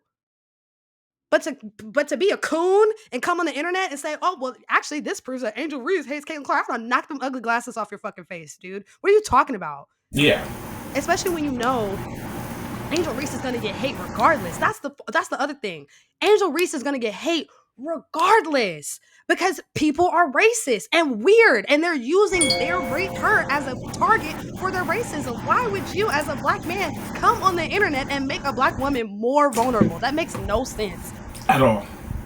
And honestly, I live for the internet because the thing about Ryan Clark is having a conversation that is going over a lot of people's heads, and that's why people are mad. Because Ryan Clark understands nuance and he speaks with a lot of it. So a lot of people were looking at it like, he's talking about RG3's wife. No. He's talking about the nuance of being a self-hating black person, which is what Yes. RG3 is. And And he's talking about and he's go ahead. talking like he's there. There's a couple. Speaking about nuance, there's a couple pieces that people are ignoring. Right? He's ignoring the piece where he says, "Again, I've met your wife. I think she's a nice person. She is more than the Then color her of her skin. skin." That is defending her. And then he's talking about the fact that you have her in the back of your video in front of your trophy case, like she is a trophy. Trophy. Like we've never heard the term trophy wife, which is not a compliment to the woman At all. ever. At all. So So in all of this, he is defending and putting more concern into RG3's wife than RG3 is, because all he does is talk about her and call her milk and as an objectify her. accomplishment that Oh he my was able to God. get a white woman.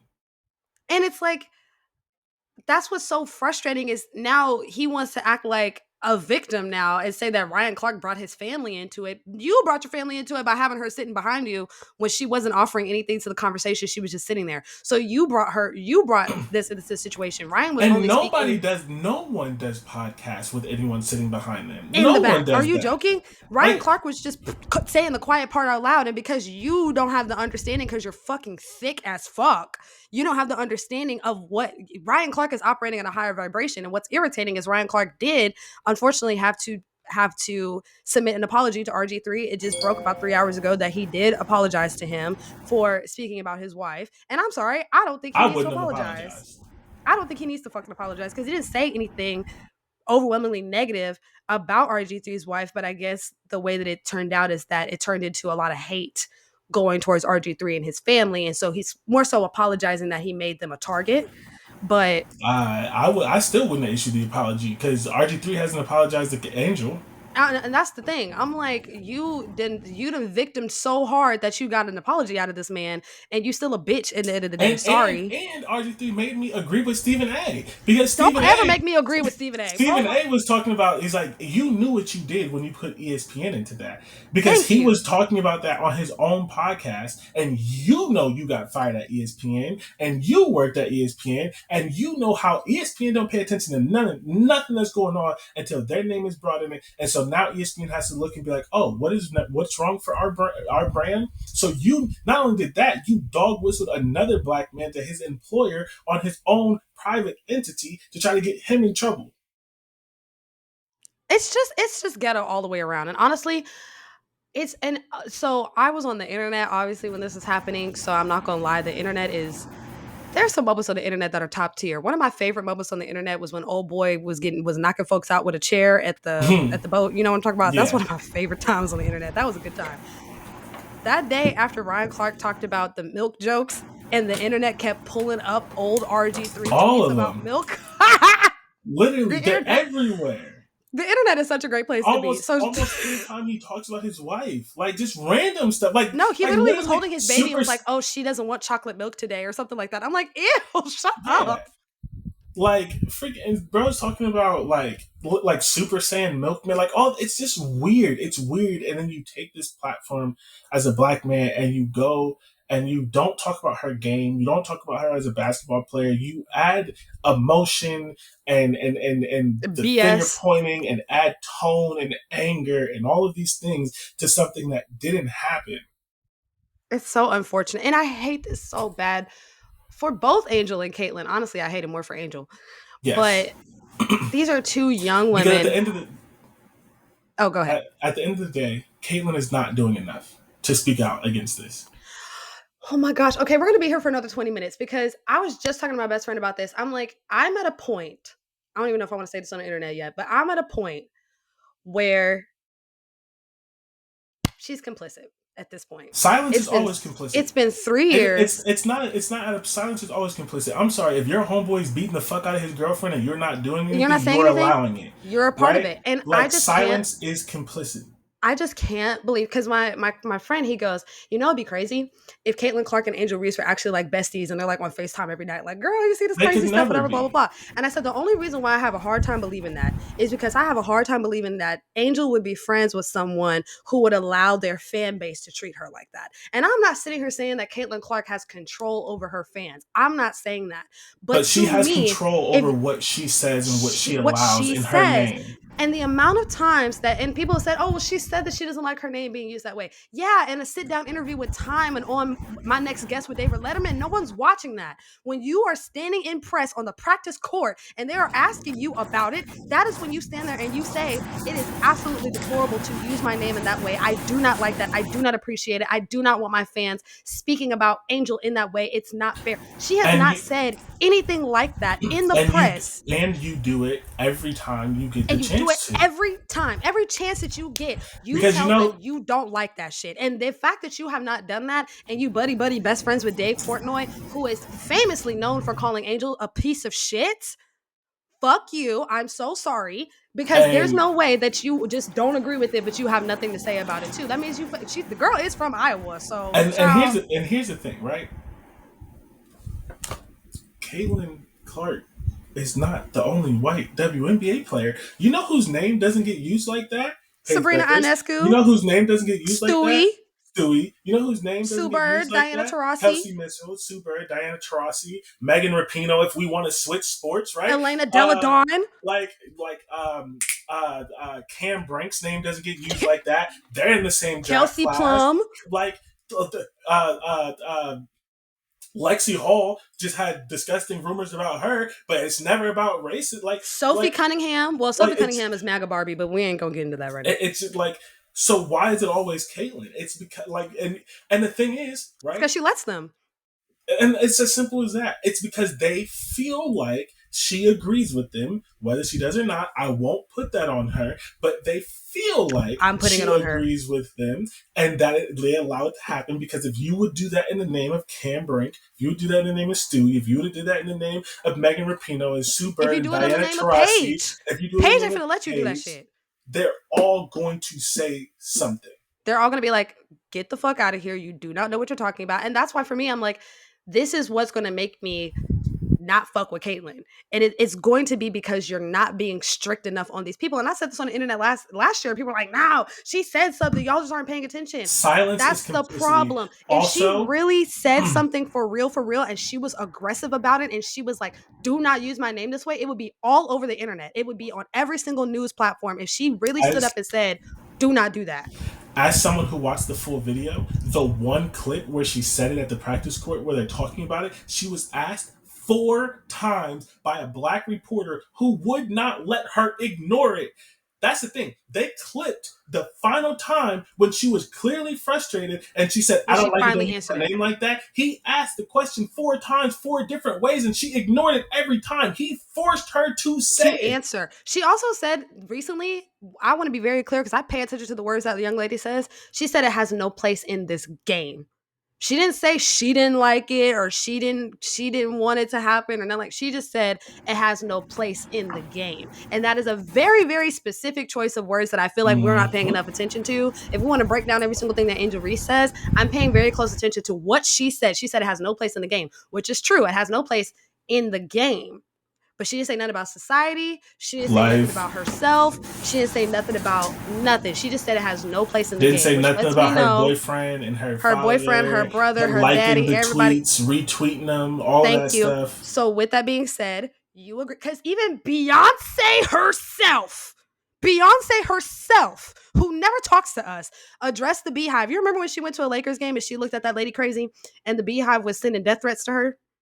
I don't No. know if you know. There was a point where Beyonce went to a basketball game. She was sitting courtside. There was a lady who was sitting next to her. I don't remember what she did, but Beyonce looked at her crazy. And the Beehive did too much. And the lady ended up getting off the internet. She like because they figured out who she was. They doxed her. They did all these things. Beyonce herself said, "What you're not gonna do is that." So if Beyonce can come off her throne and talk to these crazy people and tell them to chill out and stop using her name to be hateful, you, Caitlin Clark, lady who runs around with an orange piece of rubber, can do the same thing. And I'm just gonna leave it like that. Never wrong, just early. RG3 has showed himself. I was never going to like him, but I'm glad that other people are finally seeing it in other ways. And I was never gonna like him as sending me. I can tell. You can always tell with these people. You can I always can't tell. stand I can't stand those types of guys. I'm not saying everybody who's black has to be like pro black, obsessed in love with our blackness, but like you are never going to convince me that I need to respect somebody who acts like But that in regards to it. but here's the thing. You know who else has a white wife? SGA.